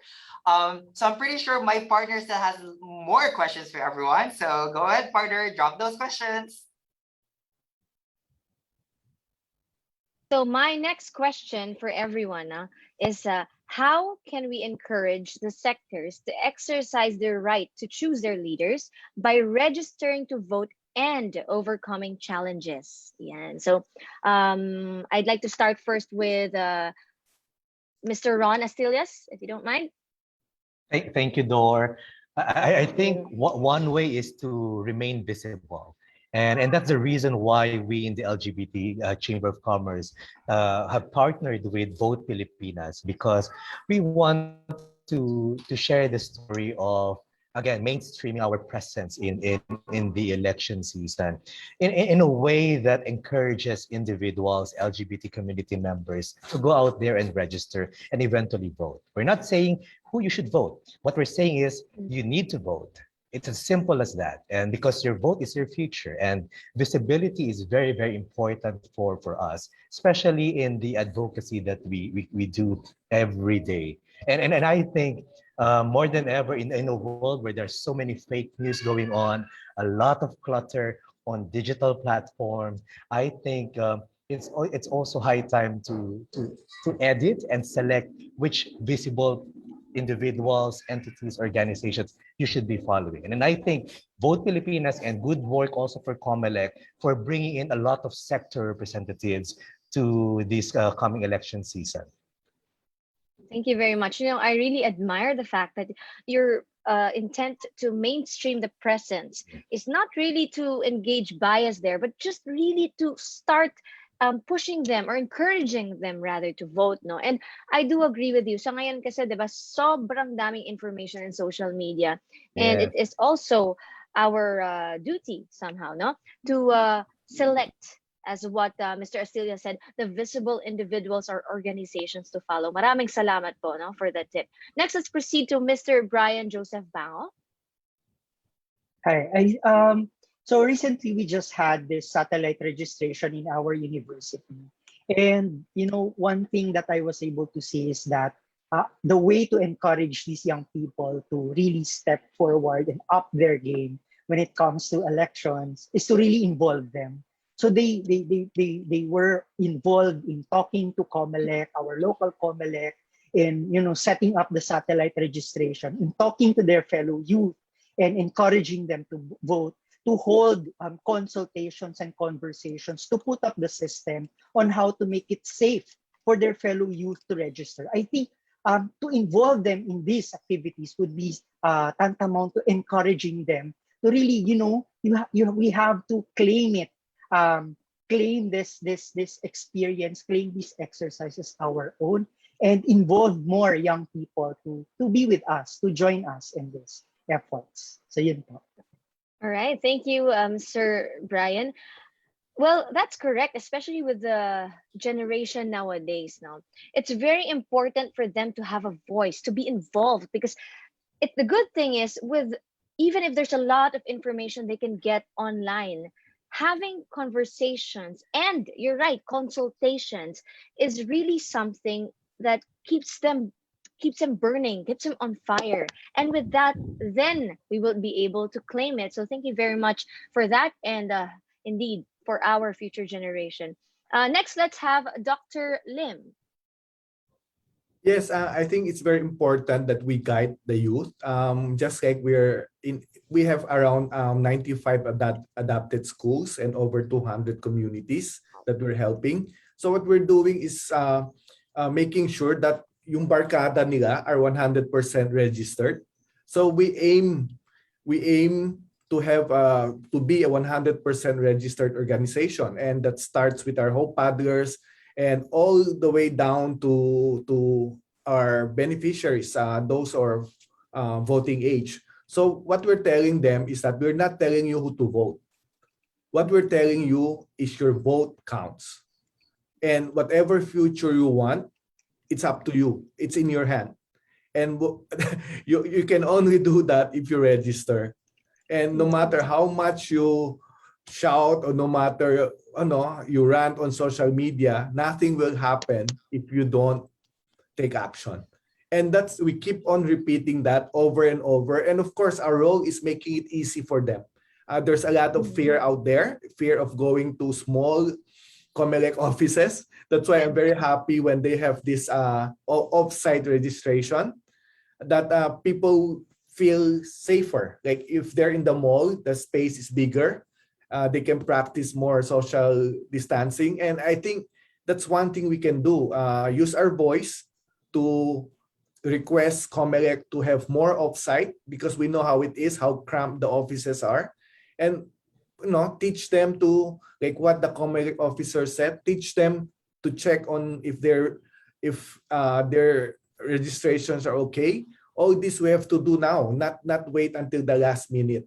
And this is like a bandwagon. You know how Filipinos have this bandwagon mentality. And joining organizations like Vote Filipinas and joining this bandwagon, asking everybody to come and register, is one way to get them on board.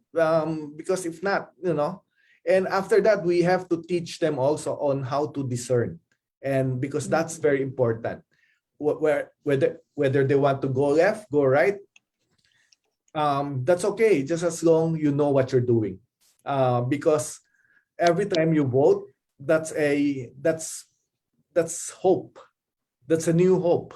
And with every administration that you vote in, that's a new start for the country.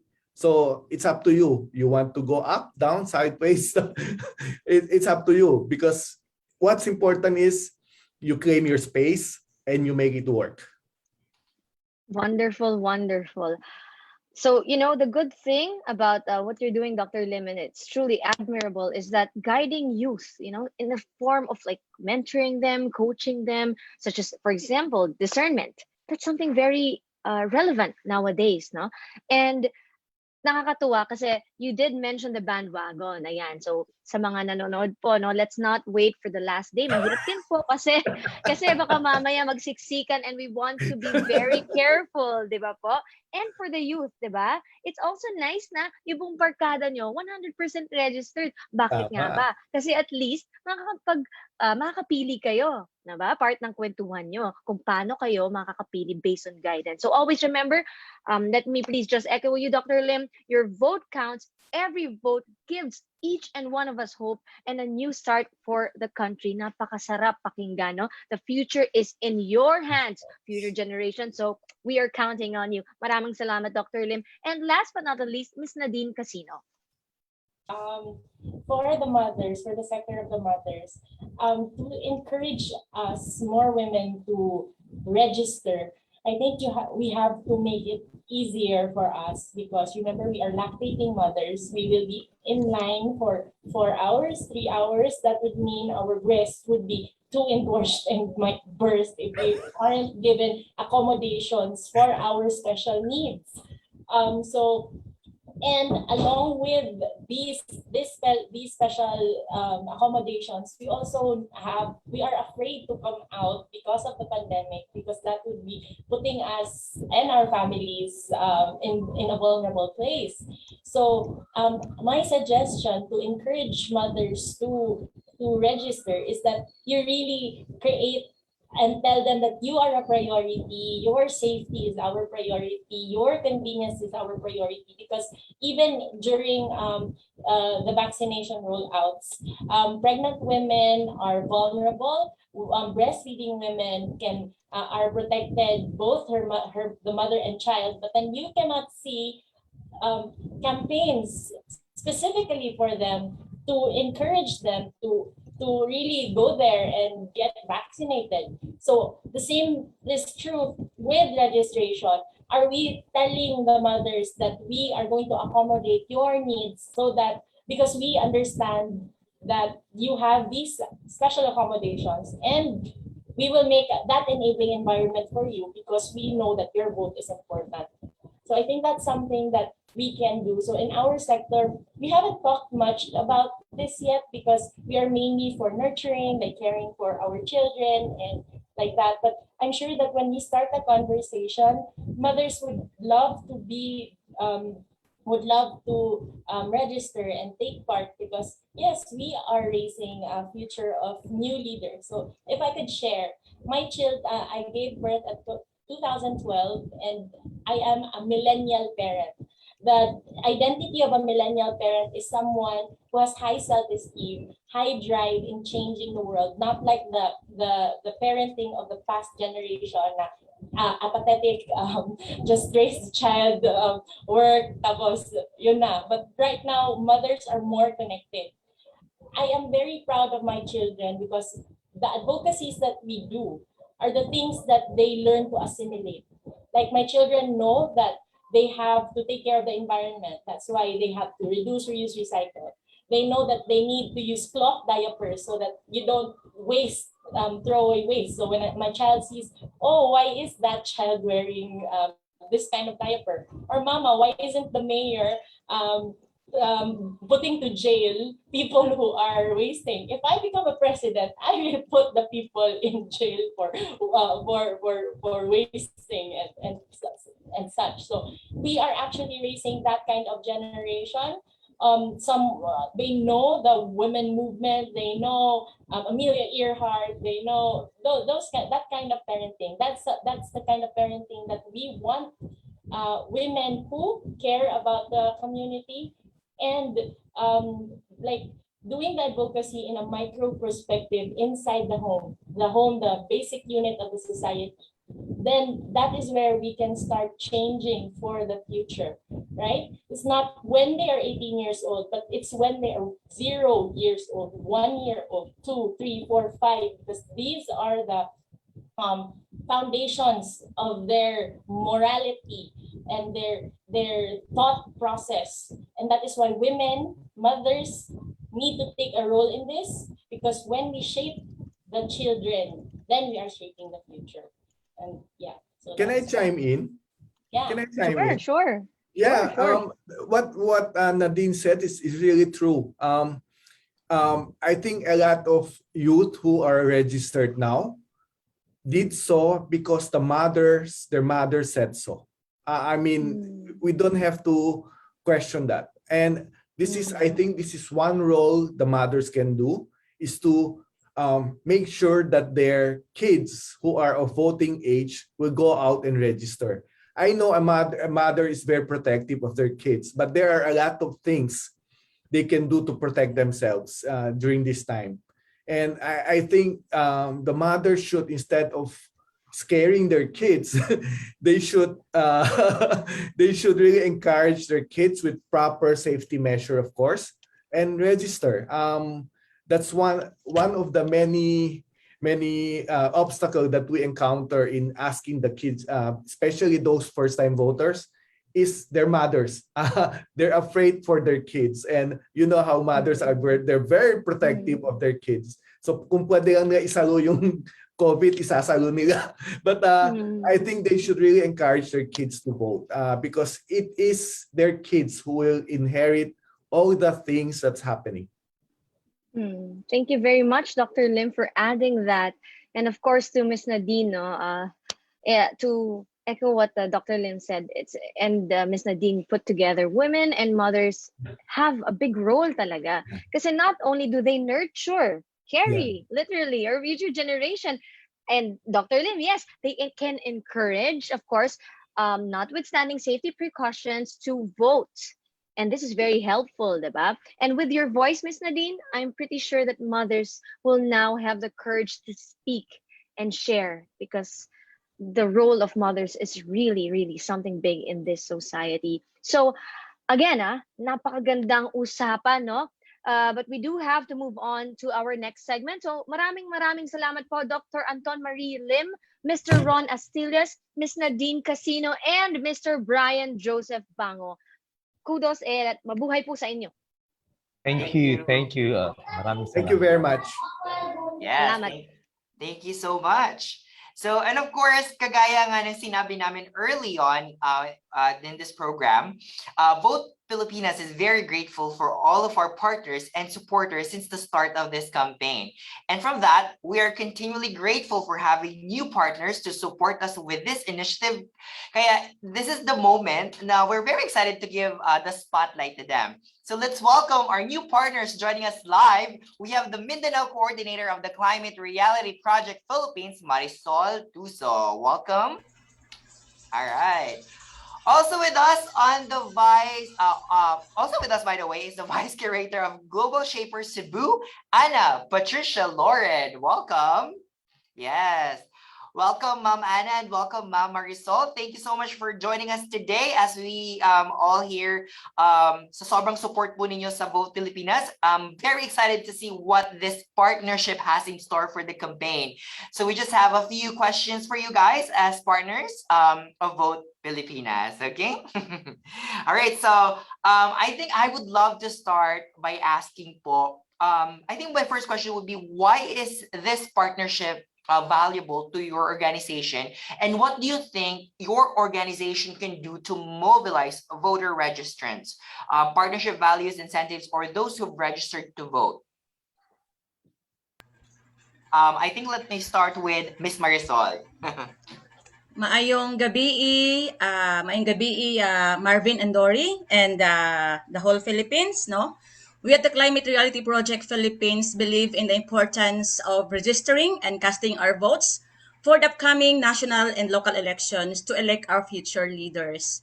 And that with the situation of the planet right now, the climate change and disaster risks are increasing. We need to choose leaders that are capable and are one with us in the advocacy of advancing climate bolder action related issues. We need policy wins, systemic change, and real actions to save the world. There is no planet B. We only have one planet, the Earth. We at Climate Reality Project Philippines consider today as 11th hour. Scientists have said that we can still limit global warming to 1.5 degrees Celsius, which is the climate threshold survival for our country. So we need to register and vote leaders that has the capacity in advancing climate action related issues for a better reality. And your next question, can I proceed? Or I'll give the floor to my friend. Yes, we also would love to hear your thoughts about the question. Miss Anna, Lauren, go ahead. Hi, I'm Gabi also from Cebu. So, like what you mentioned, here in the Global Shaper Cebu Hub, our mission is really to amplify the voice of the youth, and we believe that Vote Filipinas would actually really help us to empower the youth and remind them that their vote counts, and that we the youth really matter to create an influence to all our kapwa, millennials, Gen Zs, and to actually shape the future of our country. Yes, amazing then. And yes, Miss Marisol Tuso, let's go back to you. I think that you still wanted to add more on that. Go ahead. Yeah, currently we have more than 1,200 climate reality leaders across the Philippines. And in Mindanao, we have more than 90 climate reality leaders. So we can mobilize these climate reality leaders to influence people and their networks to register and vote for the leaders in the 2022 elections that are one in our advocacy, because to solve climate change, we need leadership and we need climate action, a win for political leaders. Yes. So kanina pa talaga pinaulit-ulit, no? Let's go out and vote. Oh my God, it's time for us to claim, especially the younger generations, to register and vote. Woo! I'll start that by doing it tomorrow and encourage all the younger generations to makilala ko even on the street. So guys, also I would love to ask you for any final message to those watching today. Let me start with you, Miss Patricia Laurent. Good. So, my message for everyone, is that please don't forget to register and never think that you can't do anything to contribute to the future of our country. Because registering and voting wisely is the first step. And remember that our vote counts. So, yeah. Yes, everyone vote counts. Lahat na. Hopefully, everyone will register. Miss Marisol Tuso, any final message to those who are watching today or tonight? Thank you, Marvin. We call the viewers and listeners right now, the Filipino people in general, to register and vote so that we can choose our future leaders who are truly concerned and can put into action for reducing climate change and disaster risk to save the planet. Lastly, I would like to get this opportunity, Marvin, to call for everyone, for climate advocates, environmentalists, and everyone who care and are concerned for the environment. Become a climate reality leader by attending the upcoming global virtual training on October 16 to 24, 2021, and become part of Climate Reality Leadership Core, which is the registration for this training is now open. And during the training, you'll have the chance to learn directly from former U.S. Vice President, President Al Gore, climate experts, and change makers around the world. And so for more information, please visit our webpage at Climate Reality Project Philippines. And lastly, we invite you tomorrow. We have our Klimatotohanan episode entitled Power Relay Race to a Better Reality. Please just check on our Facebook page tomorrow. And also, we are screening now up to September, The Race to Save the World.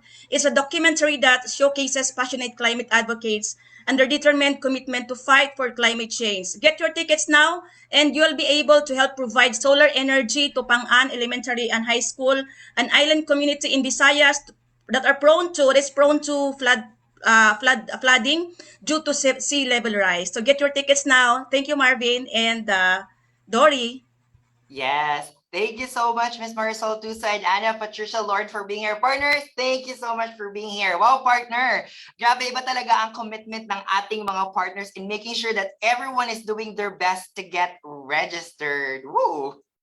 Yeah, I agree, no, and it's really crucial time for us Filipinos to get on board and exercise our right to vote. With this, make sure you all stay up to date with our project and events by following us, Vote Filipinas, on social media. That's at Vote Filipinas on Facebook, Instagram, and Twitter.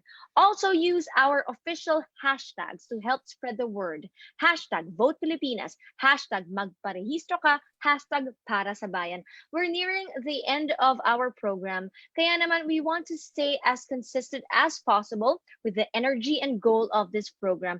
Lahat tayo Pilipino, lahat tayo ay may karapatang magparehistro at bumoto. Tonight, we have special guests that want to remind us the importance of voting.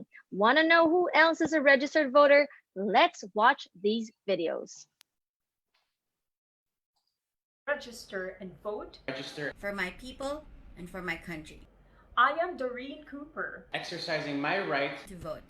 I am Dor de Maunahan. register And vote. For my people. In my country. exercising my right I am Sestron Dario. and to report. Mariana. I am Mark Thompson. Join us. Join us. Register now. Register. I am Pau Guevara. Register and vote Register Now. Exercising my right To register. and vote for my country.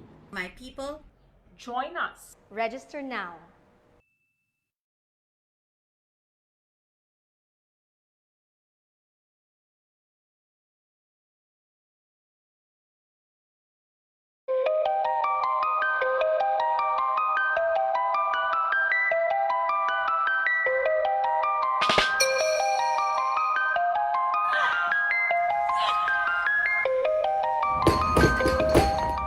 No pain, no gain sa pag-training sa Olympics.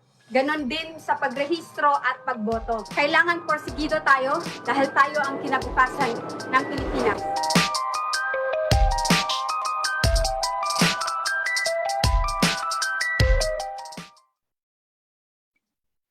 Ayan. Yes. Ganda, no? Ano masasabi mo sa ating video?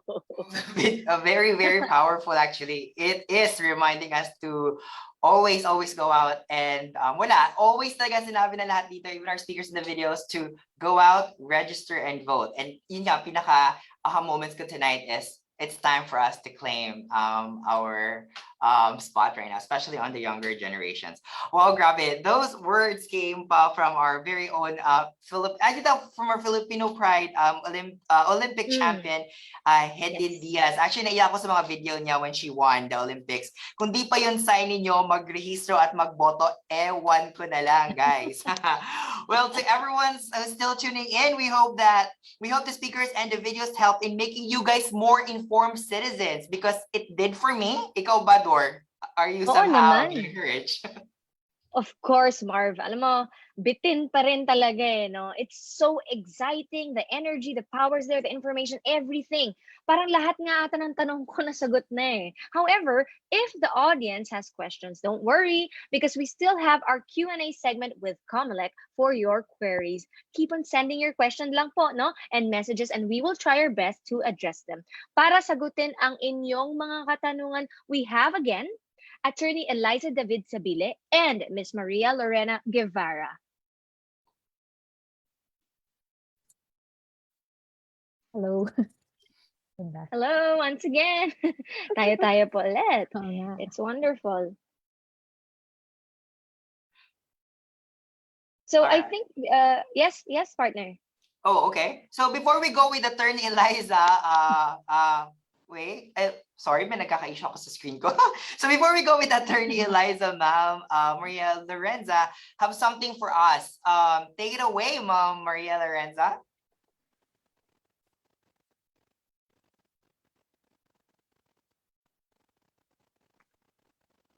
All right, I think she's joining in. Mm-hmm. Yun.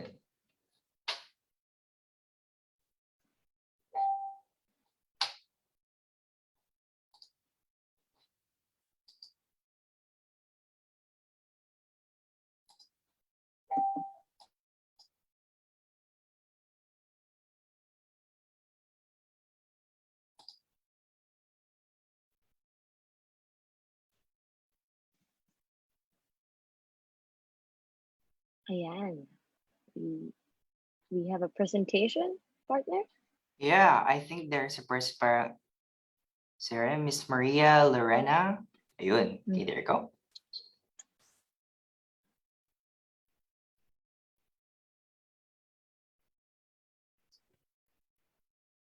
Grabe, ang dami ko ng mga learnings tonight, partner. I know. Kahit ilista yata natin, no? Parang kulang isang page, diba? And these are very relevant information, especially again for the future generations, no? And even those who are mentoring them, their moms, and of course, diba? That the theme of this particular event or town hall, the indigenous people, the LGBT and other sectors, no? Women. So talagang close to our hearts tong ating town hall session na to, no? That's true. Think ready na? Hello. Hello. Bale, presentation ko lang ng short presentation ko about our satellite registration sa Camp Salman, MILF Camp, sa isang barangay ko dito, Farflang Barangay. So these are some datas po. Our we are a Class B municipality po. Bordering Zamboanga City, kami po yung nasa tabi niya, gilid niya. So these are some informations and some pictures po. We had this one. So massive drive information drive po yung sa amin. So we have to inform all the LGU, the SB, and all other stakeholders on the ongoing registration sa field sa amin.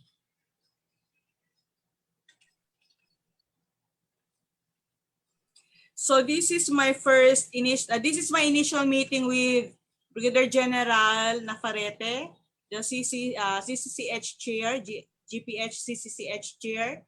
And the next meeting was with Mr. Bong Malang, the counterpart of General Nafarete sa MILF.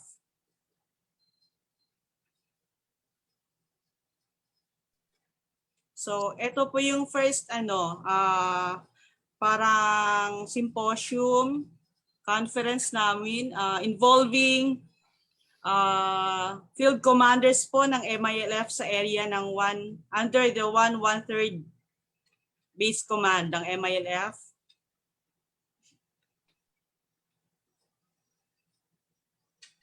Then I had another meeting with the brigade commander for the scheduled satellite registration that was in April 6 and 7, 2 days po.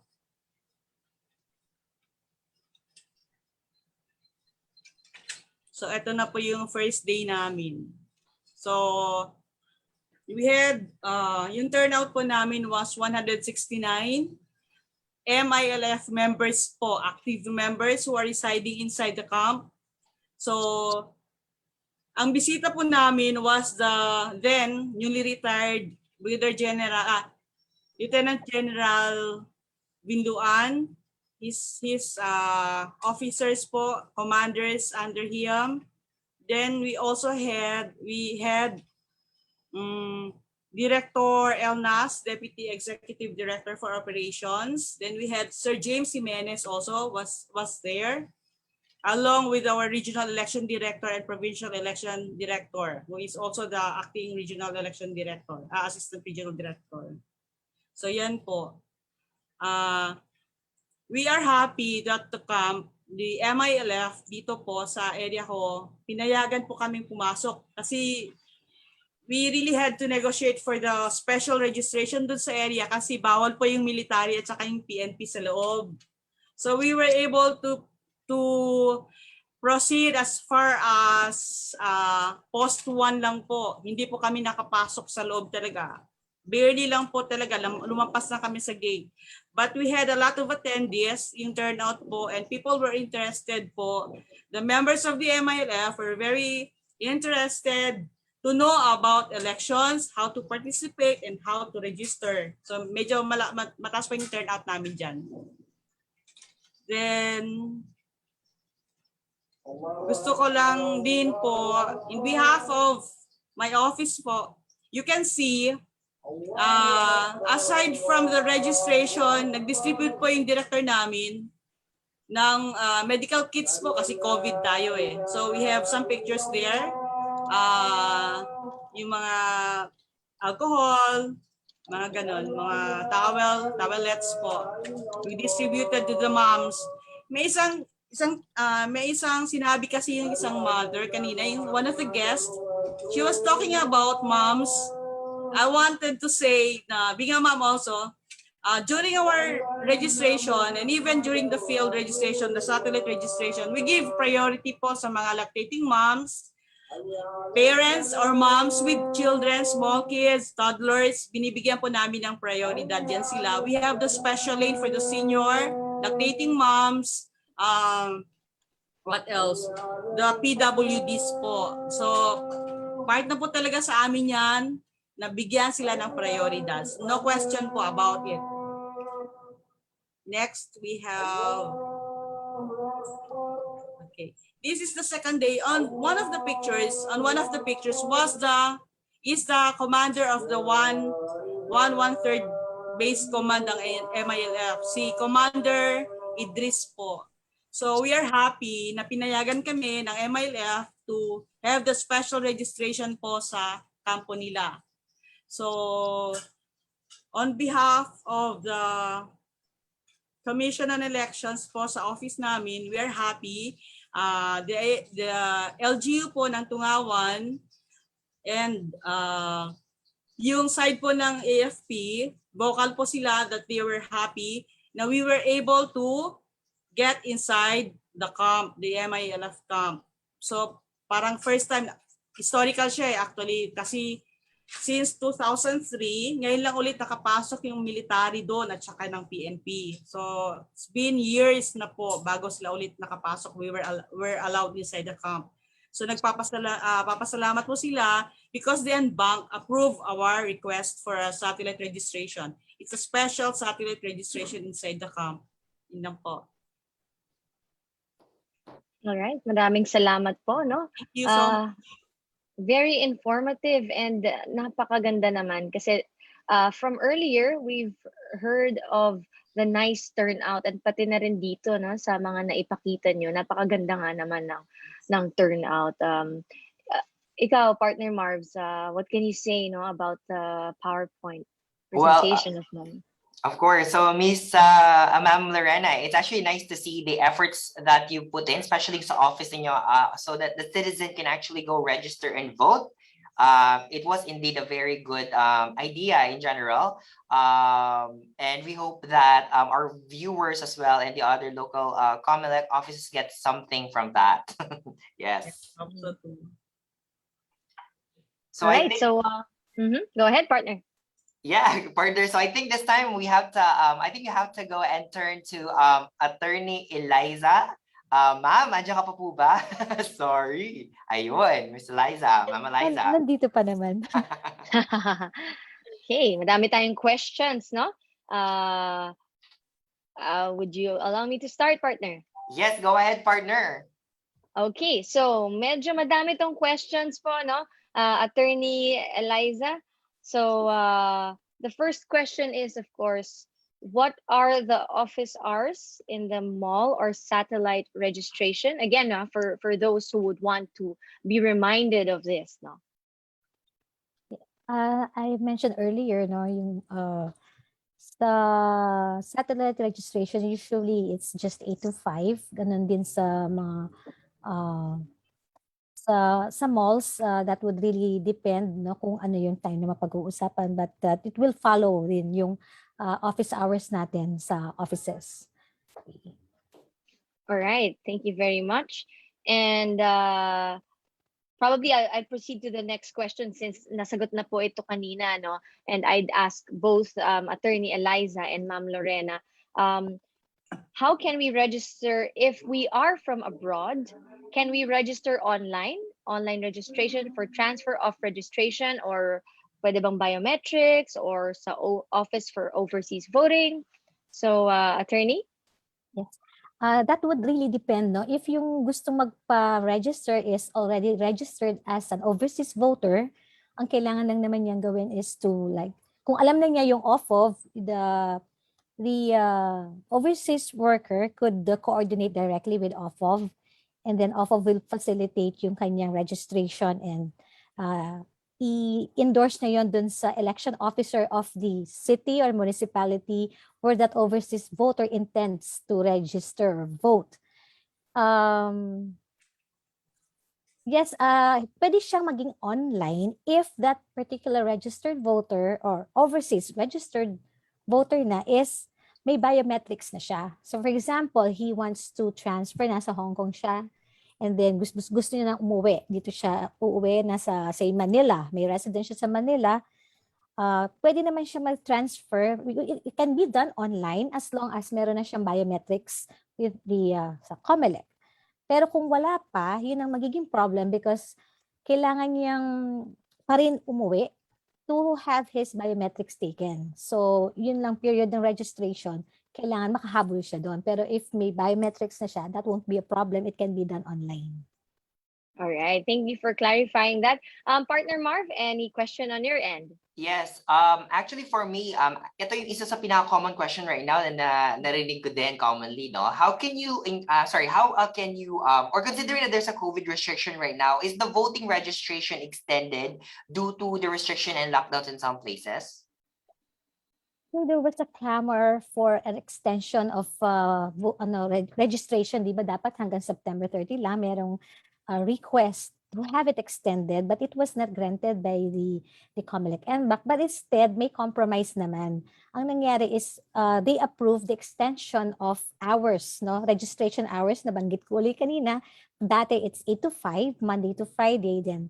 Pero ngayon, in-extend na siya until 7 p.m. So may extra 2 hours during weekdays, plus they added Saturday. Dati wala naman yon, Saturday as a regular registration day But registration hours is only until 5. Kasama na rin ang holidays. It's also 8 to 5. Yun lang yung registration. No, sorry. That is the only extension that na was allowed, na approved by the NBank. Okay. And in connection to that po, does everybody need to go to the Comelec office or you can just do everything online? When I mentioned biometrics kanina, yun lang yung factor why they need to go to the offices because that is mandatory dahil yun ang sabi ng batas. Biometrics should be personally taken yan. So personal appearance is mandated by the law. But if you have, kunwari, yung first time voter, definitely pupunta yan. Dahil yun ang first time, talagang kukuhanin siya ng biometrics niya. Pero kung ang magiging application lang is for like reactivation, transfer, magta-transfer siya, pero meron na siyang biometrics. Ang gusto niya is to have his registration status reactivated, plus meron siyang transfer or correction, and may biometrics na siya. No need to physically go to the offices. Oh, wow. One last question for me, partner, kasi medyo obsessed ako sa mga IDs eh. So, yes, kasi I wanted to look cute sa mga IDs ko. So, does the Comelec still issue voters ID, by the way? Hindi na nag-issue ng, I think na-stop na yan because nagkaroon na ng law for the issuance ng national ID. So, na-stop na yan. Kung meron pang offices na nag-i-issue pa rin ng ID, yan yung mga na-request na, or noon pa, at hindi pa lang siguro nakiklaim and then continuous yung issuance na nag-stop na. Probably those were, yung IDs na yun as early as 2012 pa yan or earlier than that. Pero ngayon hindi na. Wala na tayong voters ID. And they don't have to worry kasi others think na kung wala silang voters ID, they cannot vote. Hindi po totoo yun. Valid ID lang po ang dalin sa presinto pagboboto. Thank you po. That's my question, partner. Baka meron ka pa. Yes. Siguro I have a few more questions. No? Nabanggit niyo po yung valid ID. So is any valid government-issued ID acceptable po, attorney? Yes, to yung establish yung yung identity ng voter, yes. Opo. Yes. Okay, that's wonderful. And attorney, just curious, no? Is it possible to transfer your voting area? And if so, paano po kaya ginagawa to? Kung nandito lang, yung kanina, no, overseas yun, yes, yung dito, basta pupunta ka lang dun sa office ng or tanggapan ng election officer, that city or municipality where you intend to transfer, and then mag-fill up lang din ng form for transfer, and then yun na po yun, dun na. Although pwede rin naman na to make it easier and more convenient for the registrant, pwede naman siyang mag-download na rin agad ng kanyang registration form. It was mentioned earlier by one of the election officers na pwede yung mag-download na, or if they want to have maghingi ng appointment, it can be done through iRehistro. The process is similar, mag-download lang and then fill up in 3 copies back to back, tapos pupunta pa rin siya dun sa office ng election officer. All right, thank you very much. So, if in case there are offices that are closed but still issue schedules po no sa website, ano po dapat ang gawin sa ganong case? Opo, maraming naging kasong ganyan because of the pandemic, no? Pag may declaration ng ECQ or ECQ, so kung meron na silang they have yung appointment na, may reserved slots na sila before, they don't have to worry because the election officer could reschedule and the election officer would notify them of the changes in schedule naman. Ayan, okay. So wala pong problema, no? There's really no reason not to register. And of course, my last question is related to the very, very interesting topic we had earlier about youth, no? So, attorney, on your end, no, how can we increase youth participation and voter education for those who have less access to education and technology? Probably friends, no? We could mobilize yung friends ng youth, those who have access and those who are literate, they could assist yung kanilang friends who will be having problems registering. Yung sabi nga kanina nabanggit din, if they have weak connection, internet connection, they could help them by sila na yung mag-download for their friends, help them fill up the forms. And if they could, scared sila na pumunta sa mga offices ng ating election officers, they could accompany them. Yun lang, just to be a friend, no? To a friend who is, who has less in life probably, wala silang ganung provision sa bahay, yung kaibigan could really help a lot in encouraging a friend, another friend to register and to vote na rin in elections. Alright, so maraming salamat po, Director Attorney Eliza David Sabile. We hope your questions have been answered, Kasi ako mukhang okay na ako eh. Pero for more information, Vote Pilipinas is here to help you. Just please visit our website, votepilipinas.com, and you may of course also message our social media pages at Vote Pilipinas and at Comelec in Facebook, Instagram, and Twitter. Yes. And magparehistro na para makaboto para sa Pilipinas, guys. So thank you, Attorney Eliza David Sabile, for answering all our questions tonight. So we hope you guys are as motivated as we are. So kaya to all our viewers, make sure that you're registered and invite your friends and family to be registered voters if they aren't yet. Okay? And before this town hall ends, Vote Pilipinas has a very special announcement for all of you. So Vote Pilipinas will be launching the Magparehistro Ka Challenge. So this is one of the new challenges that we have. And it's actually, think that you're actually looking at right now on screen kung paano gawin. So join Magparehistro Ka Challenge. So andito po. That's how you do it on your screen. Now to join this challenge. Okay, so let's join the challenge. Marv, sali ba tayo dyan? Yes, of course, I think, partner. Okay, so that's right, everyone. They have some exciting prizes for you, kaya stay tuned lang sa mga social media pages at Vote Pilipinas in Facebook, Instagram, and Twitter for announcements. But not only that, of course, Vote Pilipinas also wants to share the voter registration and information to all. Bata man, matanda man, lahat ang gender, may kapansanan, indigenous peoples, lahat, okay? They want the citizens to be informed, and that's the reason why Vote Pilipinas has these upcoming town halls. Let's check the slide for more information. So we have the Vulnerable Sector Town Hall on September 3. All right, malapit na po yan. We also have the OFW Town Hall on September 15, followed by the Grand Town Hall on September 24. Ayun, those three, no? Na talagang magkakasunod, no? Kasi malapit na eh. 34 days, so let's do this. All right, so, Partner Marv? Yes, Partner Dor. I'm very, very excited for the next Town Hall of Vote Pilipinas. This is a way to keep the citizens active and at the same time informed. And now, as our program comes to an end, may we have again Attorney Eliza David Sabile from Comelec to give us the closing remarks. Ma'am.